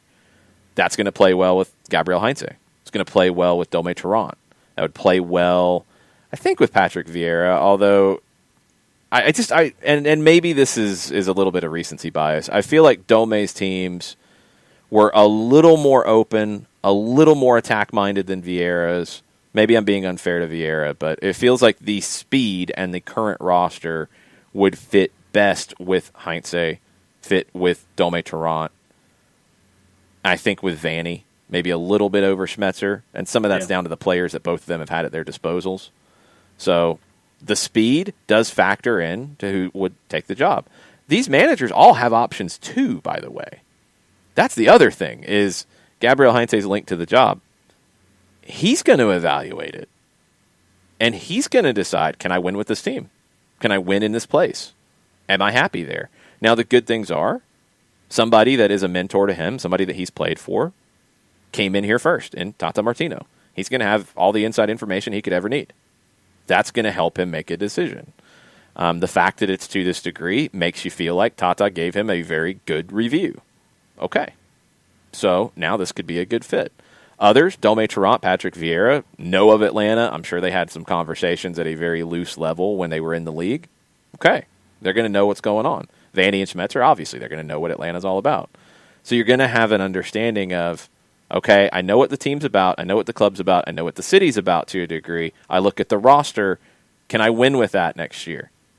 If there's any question about that, these managers might decide to look elsewhere. And that's okay, too. Because not every manager wins with every roster. Not every manager can go into any team and win. Jose Mourinho going to Real Madrid. Winning Champions League. It didn't happen. He had won Champions League at his last 3 stops. Didn't happen at Real Madrid, who's huge and had incredible talent. It didn't happen. It's okay. It happens. Then he had some failures after that. Now he's doing really well at Tottenham. Yep. So, I mean, there's no guarantees in the game. There's just no guarantees, period. Let's see what we got here as I got bogged down again in the Twitch pitch. I'm going to scroll ahead. I'm sorry for those of you who commented. Please throw it back in. Yep. Alex Basine says, I must not know many Argentines. They will be the first to tell you that they are the best. I know. I know. But it is possible. There's been a few who've not been so good. I don't know why this fan base is bought in that it's only Argentine. That's the only way to go. Hey, I'm good with it. Obviously, my things that I like in the game, my affinity for Argentina is no secret. Yeah. I love the Argentine style. I love the Argentine league. I love the combination of flair and grit that you get in that competition and you get with, I think, the DNA of that country as a soccer nation. I think it's always been the country that the U.S. should have looked to in terms of how they develop players and stylistically. Should have always been Argentina, not England, not Germany, not Spain, not Mexico, not others. Argentina felt like that perfect combination of what American players could grow into. Still, there are no guarantees. So, yes, they will be the first to tell you, though, that they are the best. Absolutely. Yes. Absolutely. And Modiflow's telling me they had parchment in 1842. Yeah, probably. So I should have went further back. Oh, that movable type? That's not 1842. I was going to say, you wanted to go further back. They had movable type before parchment? I think so. Okay. Movable type. No, stop pounding on the keyboard. Don't do that. Shooter McGavin's with us. Sorry, Shooter, about yesterday. Sorry, Shooter. I apologize. My Printing team press. is a group of ultimate failures, Shooter says. Yes. The printing press is circa 1440 with movable type. The rotary press is 1843. Good job. Hey, found it. Found it quick. Yay. Ay, Dios mío. Shooter says, don't ever be upset. You guys have a cup. That's accurate. Mm-hmm. That is maybe something to keep in mind with all of the massive freaking out about things. Just keep that in mind. Just saying. There has been some success here. And there was success even in 2019 with a manager that people didn't really like at times. He did win 2 trophies. It happened, and he was in the Eastern Conference Final, very close. It was there. You can talk that you didn't like the style. That's fine. But the results were there. Now, the question will be if it flips. If the style is there for some people, but the results aren't, what is the reaction? I don't know. I've always wondered that because a lot of people have argued that the style is more important. I don't think it is. I think you want the style and the results together. You will take the results and a style that maybe isn't your favorite. You should anyway. Because I don't think you would want to take the style but not the results. Not at Atlanta United. Different clubs, maybe. The question is about Leeds. And we'll go back to the game from the weekend where the commentary felt like it was just glowing Leeds United commentary about how everything was great and it's the most fun team to watch. And you have to watch Leeds, and it's amazing what's going on. The glowing factor that Marcelo Bielsa is, according to ESPN, in their top 10 managers in the world, the 6th best manager in the world. Where is Leeds in the Premier League table right now? 13th? Yeah. And look, Leeds this year, talent-wise, maybe somewhere between 8th and 14th. Yeah. They're not the most talented team. Are they outperforming expectations? Are they performing to expectations? Probably to expectations. I think some of us maybe thought they could be a little bit better, and maybe they ultimately will be. I don't see them as a relegation threat. I think they stay up, and I think next year you're looking for more. Mm-hmm. Now the question is, does Bielsa stay next year? Because he's not somebody who stays places long term. But Leeds being 14th and playing a style that everybody's loving, this is their first year back in the Prem in a long time. So everybody's good with that. When does that change where we love the style, but we want to win? Yes. Because the Leeds will have that expectation at some point. Mm-hmm. Some clubs never have that expectation in some leagues in the world. They know that it's always going to be a long shot for them to win trophies, so they want the style first. Here, I don't think that's the case.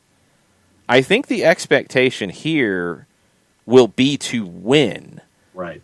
That's why I was surprised last year that when the team was winning, there was this idea that, yeah, but we want to be more fun. They were still pretty fun, but anyway. Okay, so you'd rather potentially lose games. That's not the expectation Atlanta United has put out there. And that doesn't feel like the expectation that you should want when you have that opportunity. And Shooter makes the point. The New England Revolution have been to MLS Cups they've never won. They've had some bad teams over the years. Now I think Bruce Arena's got them going in the right direction. I like what they put together. They're a fun team to watch. I enjoy watching the Revs.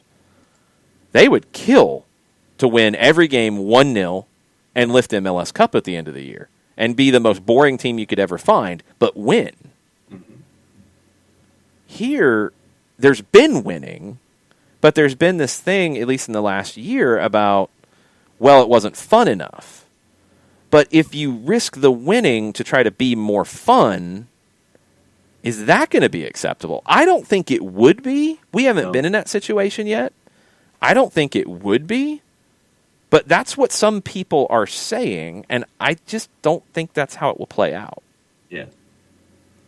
Yeah, for me, it's all about the level of patience. And when you have a new coach who comes in and there's a certain approach, and if the result, in quotation marks, the results aren't what you want, end quote, what's your level of patience when it comes to this new coach, the new philosophy, and wins and losses? And if the wins aren't there, how much patience are you going to have? That, to me, is the question for the fan base. If the Atlanta Falcons became a defense, grinded out, run the ball, cloud of dust, all those things, every cliche you can want, and won a Super Bowl, would people care? Yeah. No, they would care? They would want it to be more fun? No, I'm saying is they would care that they won the Super Bowl. Yeah, that's the point, yes. If Georgia won a national championship playing that way, people are not going to care because they're hungry for it. Here, now, I understand. You got it, and you want to keep it, the winning. So, okay, maybe there's a look to, can we win in a more exciting way? The conversation's gotten a little skewed in that. I think in terms of the managers that are out there, the managers that have been linked, Heinze's style will be easy on the eyes. It is very Bielsa-ish. Not exact, nobody's is. But there's a lot of similarities. It's very aggressive. It is very risky defensively because when you lose possession, it is similar to Almeida in that you are immediately picking up the player closest to you. You are trying to close the play down. You're trying to provoke an error. You're trying to provoke a turnover and get the ball back as quickly as you can. Now, the difference between Bielsa and Heinze, that's where Heinze is maybe a little more in the Almeida way, is that, and Bielsa teams will do it too to a degree, but I think they win the ball back so much they have the possession. Heinze's teams will be a little more patient in possession.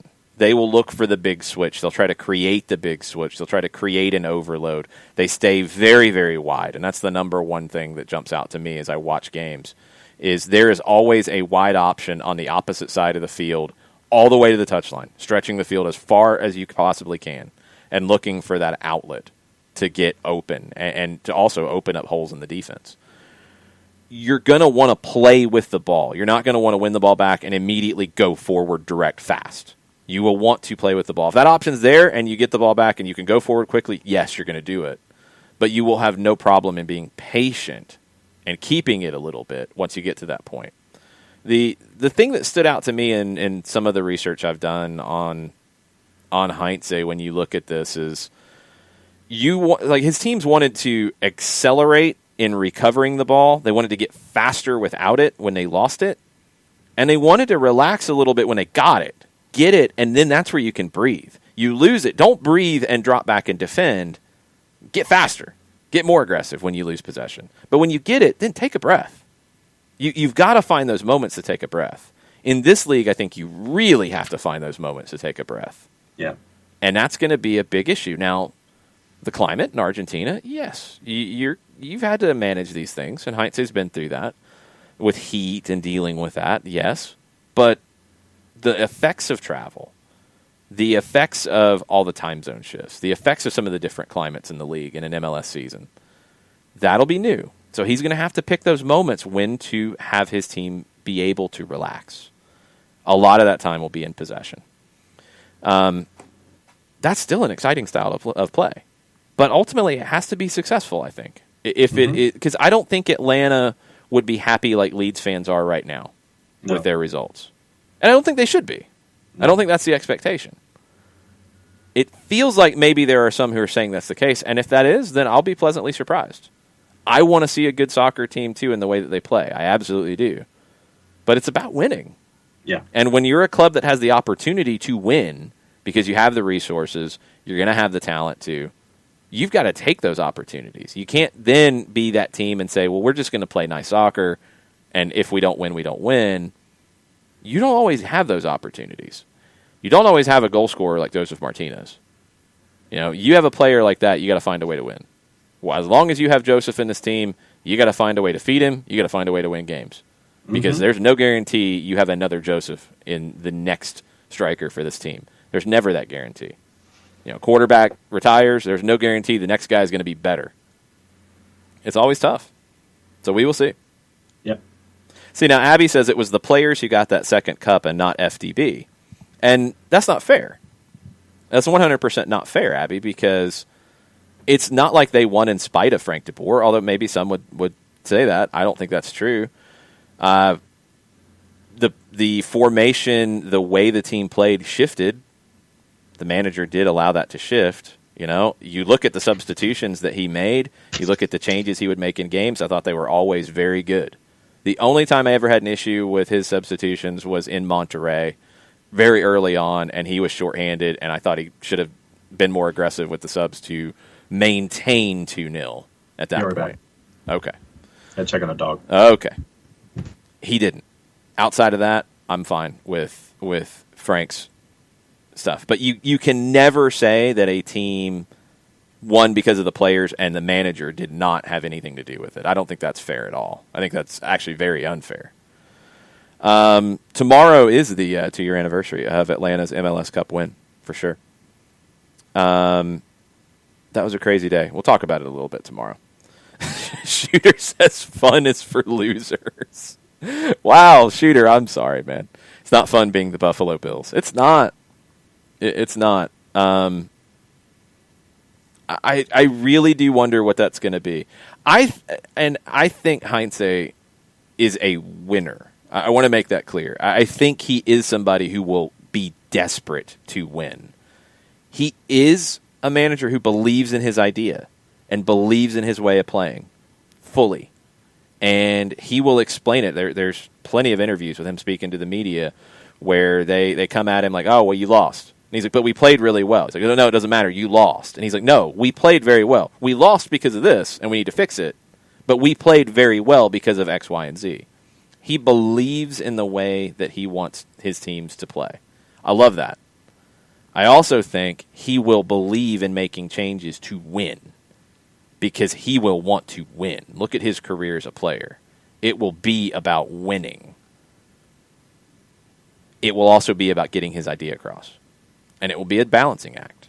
And I think it will take a little bit of time. But I think he can absolutely win trophies in this city, for sure. With the talent he will have, which I think will be better than he's had in his previous stops. He's never had a number 9 like Joseph Martinez. He's never had a goal scorer like Joseph Martinez in any of his teams. That's a massive factor in their scoring records. That's huge. He's never had some of the talent that he will have here across the board. Velez, good team, good roster, not Atlanta level, in my opinion. I might be biased. That's okay. I think he'll have more to work with here. So those expectations are more. It's not at Velez where it is play good soccer, get us into the Sudamericana, maybe get us into the Libertadores. We're not expecting to win the league. Boca and River are the ones who are expecting to do that. Maybe a Racing. We want to be good, and we want to qualify for continental competition. Here, it will be, we want to win things. Yes, we're not going to expect you to win Supporter Shield year 1. MLS Cup is the way here. That's even easier for a manager because you can build towards it. Winning the regular season is not the critical thing. It's winning in the postseason. I think his style can be very effective in the postseason. Very, very effective. But I also think it gives him some time to build towards it. Katie says, it's like, do Quakes fans like the style in exchange for heart attacks? And they've hit that wall where there are people who say, we want wins now. We want to have results to back up the style now. And San Jose, year 1, it's like, we're happy to have a manager that people know. We're happy to have a fun way to play. We haven't had that in a long time. We've only been to the playoffs twice in this decade. Okay, yay, whatever you want to do. This is fun. I'm on board. Now it's like, well, man, we've been close, and we should be winning more, right? And the expectation changed. Here, I think the expectation will be strong about winning day 1. Byrne talking about growing as a manager. He says, I think if you come up with a team from second division, you have to be pragmatic at times while sticking to your principles. Play with the ball out of the back like Stuttgart. In the U.S., it's a little different just because you don't have that relegation threat. So I think the lower division thing is a different mindset entirely. But you are used to working with less in terms of talent. And that, I think, can help you going forward because it's always easier to have to learn how to play with talent and have more talent, especially if you're somebody like John Hartch, for example, who is a big personality, has been there as a player. He's not going to worry about interacting with a talented player. It's easier to be that than to be going from having all the talent, tactics not being as big of a deal, to having less talent. I think Guillermo Barros Schelotto could be somebody who falls into that. At Boca, they out-talented teams quite often. Tactics were a question. Now, in the Libertadores, River always had their number. League, Boca was winning leagues. They had more talent.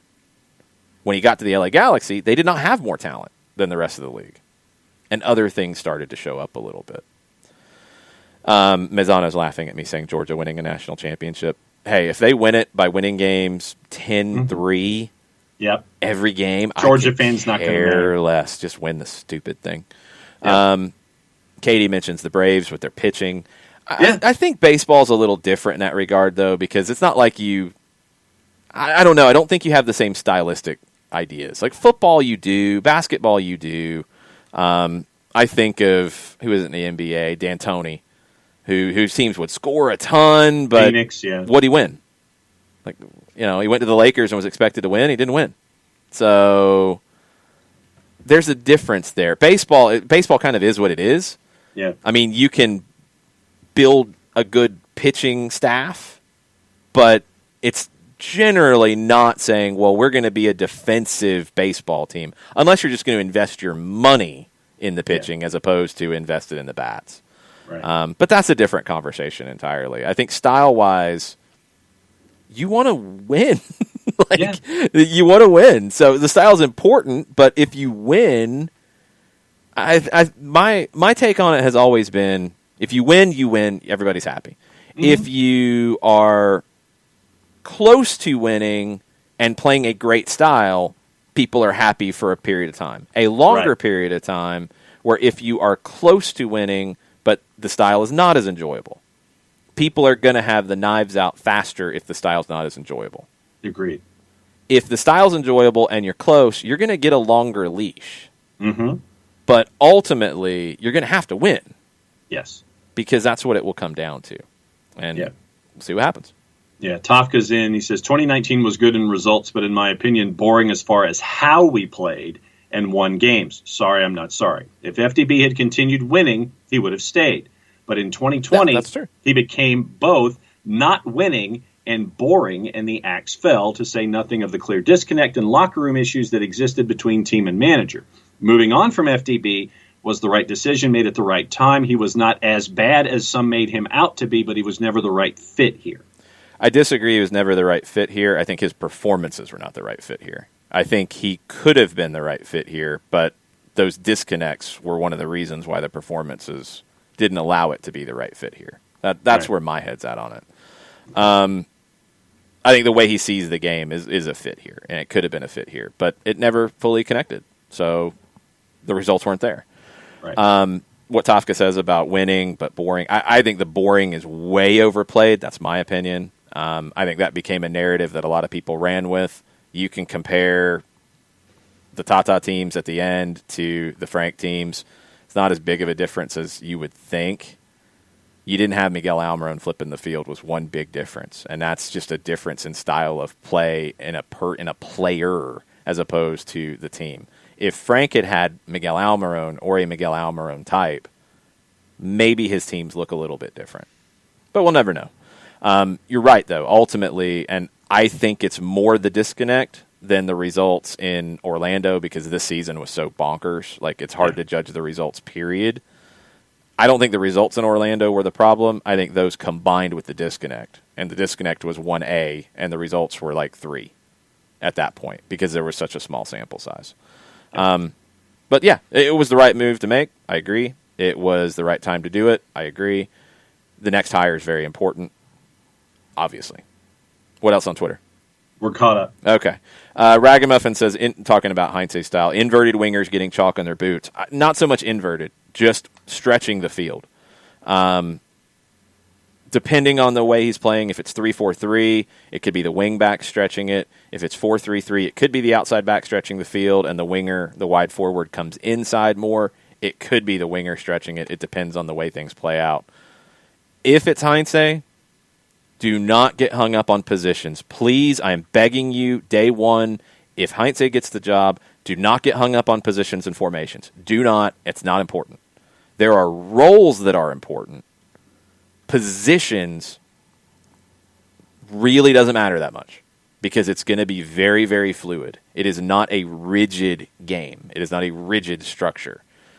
You will see a lot of fluidity in his teams because players will be asked to do a lot of different things. Center backs will be asked to drive forward at times. Wide forwards will come inside. Outside backs will stay wide. You'll be like, well, why is he standing all the way over on a touchline? The ball's on the other side of the field. Because that stretches the field. That's what you want. Because you want to work the ball over there and play him and then have the space. You will look at the game a little bit differently with him. And rigid position names and formations are rigid. Those will not come into play as much for him. You will be looking at, is he playing 3 center backs or 2? You'll be looking at what the 6 does. You'll be looking at the rare times he plays 2 up top, what the second forward does, what their role is. You'll be looking at what the wide players do. Are they staying wide more often or are they coming inside? If they're coming inside more, then that outside back on that side has to stay wider. So like if you look at the left, for example, with Atlanta, Ezequiel Barco likes to come inside a little bit more. Okay, if that's going to work, and it absolutely can, George Bello is going to have to stay wide, and stretch the field on that side. On the opposite side, maybe it goes a little bit different. Jurgen Damm likes to stay wide. He'll come inside some, but his natural inclination is to stay wide. Okay, maybe he stretches the field more. Does that mean that Brooks Lennon or Franco Escobar, if he's the right back, could maybe be a little more aggressive and come inside and make that more diagonal run? They could, because the field is stretched wide. And it doesn't have to come, only the winger stretches it wide, only the outside back stretches it. No, it's fluid. And you'll see times where players do different things. It is fluid. You're doing a lot of work on the training ground to drill those rotations in, to not have surprises on the match day. But initially, a lot of that work in the training ground will be the defensive side. Because in this case, the difference between Frank de Boer and what Gabriel Heinze would be is the way you focus on the defensive side. Heinze will want to defend up very high in a very aggressive manner. De Boer wanted to defend in a deeper setup, not parking a bus, but drop after losing possession to get structured. They are different approaches.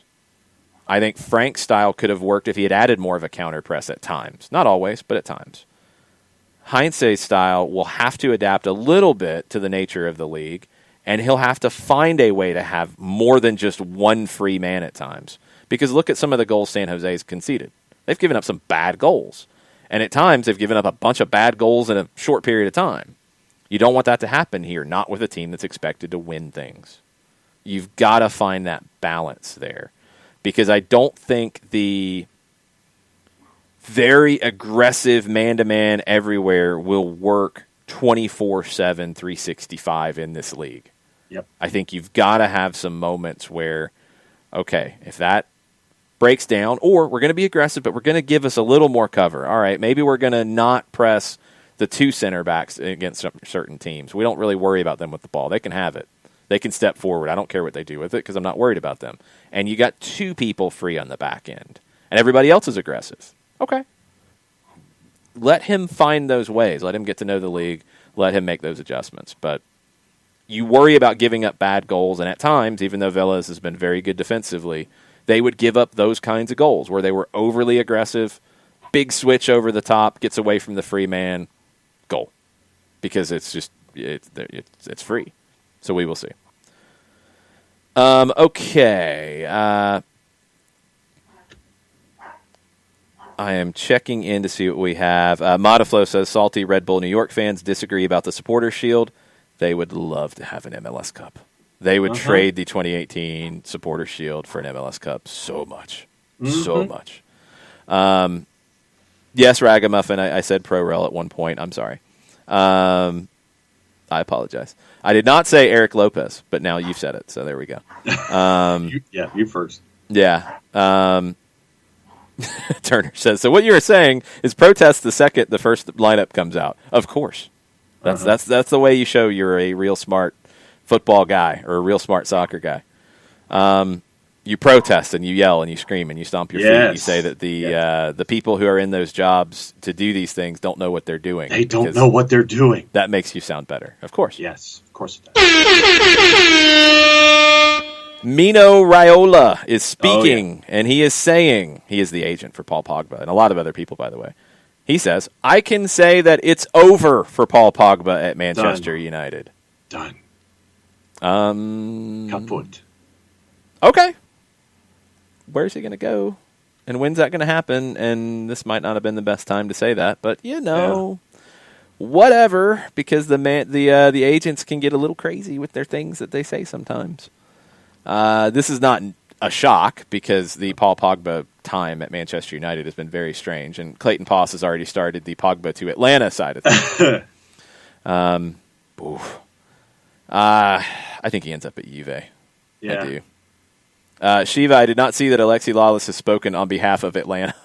What did Alexi Lawless say on behalf of Atlanta? I like that you say, oh no. Why do you fear Alexi? What did Alexi do to you? I don't fear Alexi at all. I just there are a number of different dimensions that this could take. Let me see what he said about Atlanta. The question was about thoughts on Heinze as United's next coach. Alexi Lawless's opinion is, if true, seems smart for Atlanta United to go back to the South American coaching well that they established at their birth, and that was so successful. They would be paying for his recruiting ability as much as his coaching talent. It also confirms Bocanegra and Eels made a mistake. I just disagree. I think that's an easy, sloppy base take. One, I don't think they would be paying for Gabriel Heinze's recruiting ability as much as his coaching talent. I disagree with that entirely. He didn't recruit talent coming into Vélez. They developed talent. He didn't recruit guys coming in there, really. So that feels like a stretch. Maybe he had a hand in recruiting Gago at the end of his career, former teammates. But that's not the type of recruitment you'd be looking at here in Atlanta. You'd not be looking for Heinze to recruit former teammates at Real Madrid or the Argentine national team to come in and play. That doesn't make sense. And I do disagree with the narrative that the manager has to be South American. And I think that's what Alexi is furthering here. I disagree with that. I don't think it is about, if they're South American, it'll work. I think they are about more of the style. Yeah. More of the way they see the game. And Frank de Boer would be a step removed, but not outside into another house of the way that they see the game. Frank saw the game more from a structure standpoint. Tata Martino and Gabriel Heinze see the game more from a fluidity standpoint, just to do a counterbalance to structure. Frank de Boer, from the Louis van Gaal side of things, is going to look at it as we have to be structured to be successful. Whereas Tata and Heinze are going to look at it as we need to be fluid to be successful. Both are approaches that can work. Marcelo Bielsa has said that Louis van Gaal's team that Frank de Boer was on was the most organized team he's ever seen in the history of the game. The Champions League winners with Ajax. Most organized team. He looked up to him and looked up to that team in a lot of ways. Bielsa looks for structure, but not at the expense of fluidity. And I think Heinze's in that kind of mold as well. De Boer looked for fluidity, but not at the expense of structure. And it goes back to the way you see it. And you start to, kind of, I want A, I want B, I want C, I want D. I don't think they had a bunch of different things on their lists, but I think their orders were different. This is going more to a similar order of priorities in style of play and philosophy than it is one South American, one's Dutch, so blah. Now, if you want to say that South American managers don't like structure and Dutch managers do, I still disagree with you because there are plenty of South American managers that are very structured. And there are some Dutch managers that are very unstructured. So, anyway, that's where I fall with it. It's an easy take nationally, I get it. But I think when you look at it close up, no, I don't think it confirms a mistake. I disagree with that. I don't think they'd be paying for his recruiting ability. I really disagree with that because that's not understanding what he did at Vélez. I agree that you're going back to a coaching well, but it's not a South American coaching well. It is a fluid style of play coaching well. That's what you're going back to. Yep, right there with you. All right, anything else on the Twitters that we need to get to?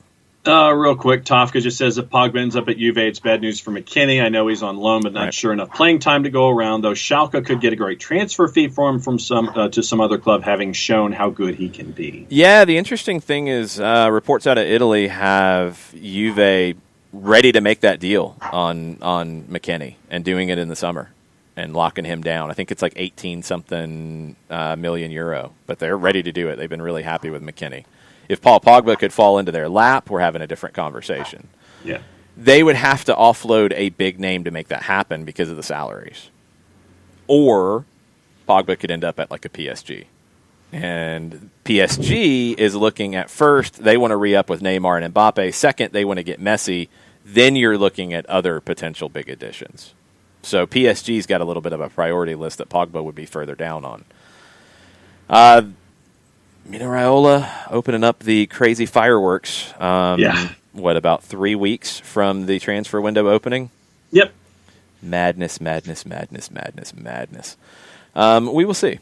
Modiflo says Bielsa has something to say about structure. I agree, but I think it's not at the expense of being fluid and aggressive and rotating. That's the point, and that's what I think people missed with De Boer at times. De Boer did not come in and say, I want my team to be boring and defensive. I think his natural inclination is less risk. I think Bielsa, Tata's far more less risk than Bielsa, by the way. And I think, and remember, Gabriel Heinze is 3.5 years into a coaching career. Yeah. He will adapt. He will change. But Tata was far more pragmatic than Gabriel Heinze. Keep that in mind. All of those three are going to be more in the idea that we want to control the game, we want to be fast, we want to be fluid. De Boer is we want to control the game, we want to be structured, we want to make sure that we're protected and then do the things that we want to do. Whereas the others feel like they can control the game through being fluid and through being aggressive. It's going to be really interesting. It's going to be interesting to hear the conversations if this goes down. There have not been any updates that I have seen since Cesar Luis Merlo's reporting. There was some reporting that something could happen this week. That feels a little fast, although who knows? We don't know how long conversations have been going on. It just really popped up from a credible reporting standpoint. Although, again, Doble Amaria did have it first. And right now it's looking like they were correct. Let's see what happens. The discussions about style will be very, very interesting because you're going to get three managers who have different takes on it. And what the conversation will be about that is going to be very, very intriguing. There are things that people are saying about Heinze that I don't think are correct or that I think could change. But I think there's also narratives about the way people saw De Boer and Tata that were incorrect. And people kind of saw things through the filter that they wanted to see it. This is going to be a very interesting discussion. There will be lots of very interesting discussions after games if Gabriel Heinze is the guy. There will be lots of very interesting press conferences after games if Gabriel Heinze is the guy. He will not have a problem having friction with the media. He is kind of known for that. Yes. And Marcelo Bielsa, also kind of known for that in some ways. Everybody, loves Bielsa. Like, he's so nice, and he'll talk all this stuff. He'll let you know. He'll let you know if he disagrees with you. I think he does it in a more respectful way than Gabriel Heinze does, but he will let you know, and Gabriel Heinze will let you know. Yep. Frank DeBoer let you know. He did too. They just all come at it from different perspectives. It's fascinating. This is why we love this game, right? Because there are so many different opinions on it and so many different ways of looking at it. We'll talk more about it tonight, 7 o'clock, Soccer Over There. We'll get into Champions League and get you ready for Match Day 6. We'll get into Europa League, get you ready for Match Day 6. Some very interesting storylines in those games. We'll talk about the results from the weekend. We will talk more about Gabriel Heinze and any other rumors out of South America for sure. We'll get you updated on the Liga MX finals this week. We'll get you updated on what's going on in all kinds of different leagues. 7 o'clock. Soccer Down Here app, which you can download for free, Android, iOS. You can also listen on soccerdownhere.net. There's a couple new articles there from Bart Keeler about the U.S. men's national team and World Cup qualifying coming up. We'll get into the World Cup qualifying draw in UEFA as well tonight. And you can listen and watch on twitch.tv/soccerdownhere. Now, we are going to do a raffle, and we're going to do it very soon. We have a couple of Marcelino Moreno scarves left, and we are going to do a raffle to get the final donation already together to send down to Club Atletico Palmira. We're going to try to kick it up just one more notch. So we had an anonymous donor buy a scarf to raffle it because this anonymous donor wants to make the scarf more valuable than it was for sale. So the way that will go is, and we'll start it off tomorrow, every dollar you donate is a raffle ticket. Okay. So we need to make that scarf more valuable than the $25 that everybody paid for it. So that will start tomorrow. Thank you to the anonymous donor who made that happen. That was very cool. We're also going to do a fundraising watch-along during MLS Cup on Twitch. So you can join us for that, and that will be for Soccer in the Streets. Next week, the day before Atlanta's CONCACAF game, we're going to have our next trivia challenge. Details coming this week on that and how to sign up. You just make a donation to Soccer in the Streets. You sign up to their form, any donation you can afford to make, and you'll play trivia with us. And you will have a couple of very interesting prizes in said trivia. Some unique, one-of-a-kind Atlanta United masks that were donated to us from Footy Masks, awesome group out of Oregon. So you'll have some opportunity to win those in trivia this week or next week. All that's coming up. It'll all be up on the website. It'll all be up on our social media. Make sure you're following us at Soccer Down Here on Twitter, on Facebook, on Instagram, everywhere you go. We'll be back for Soccer Over There later. Thanks for hanging out with us this morning. Mucho platio. Mucho platio.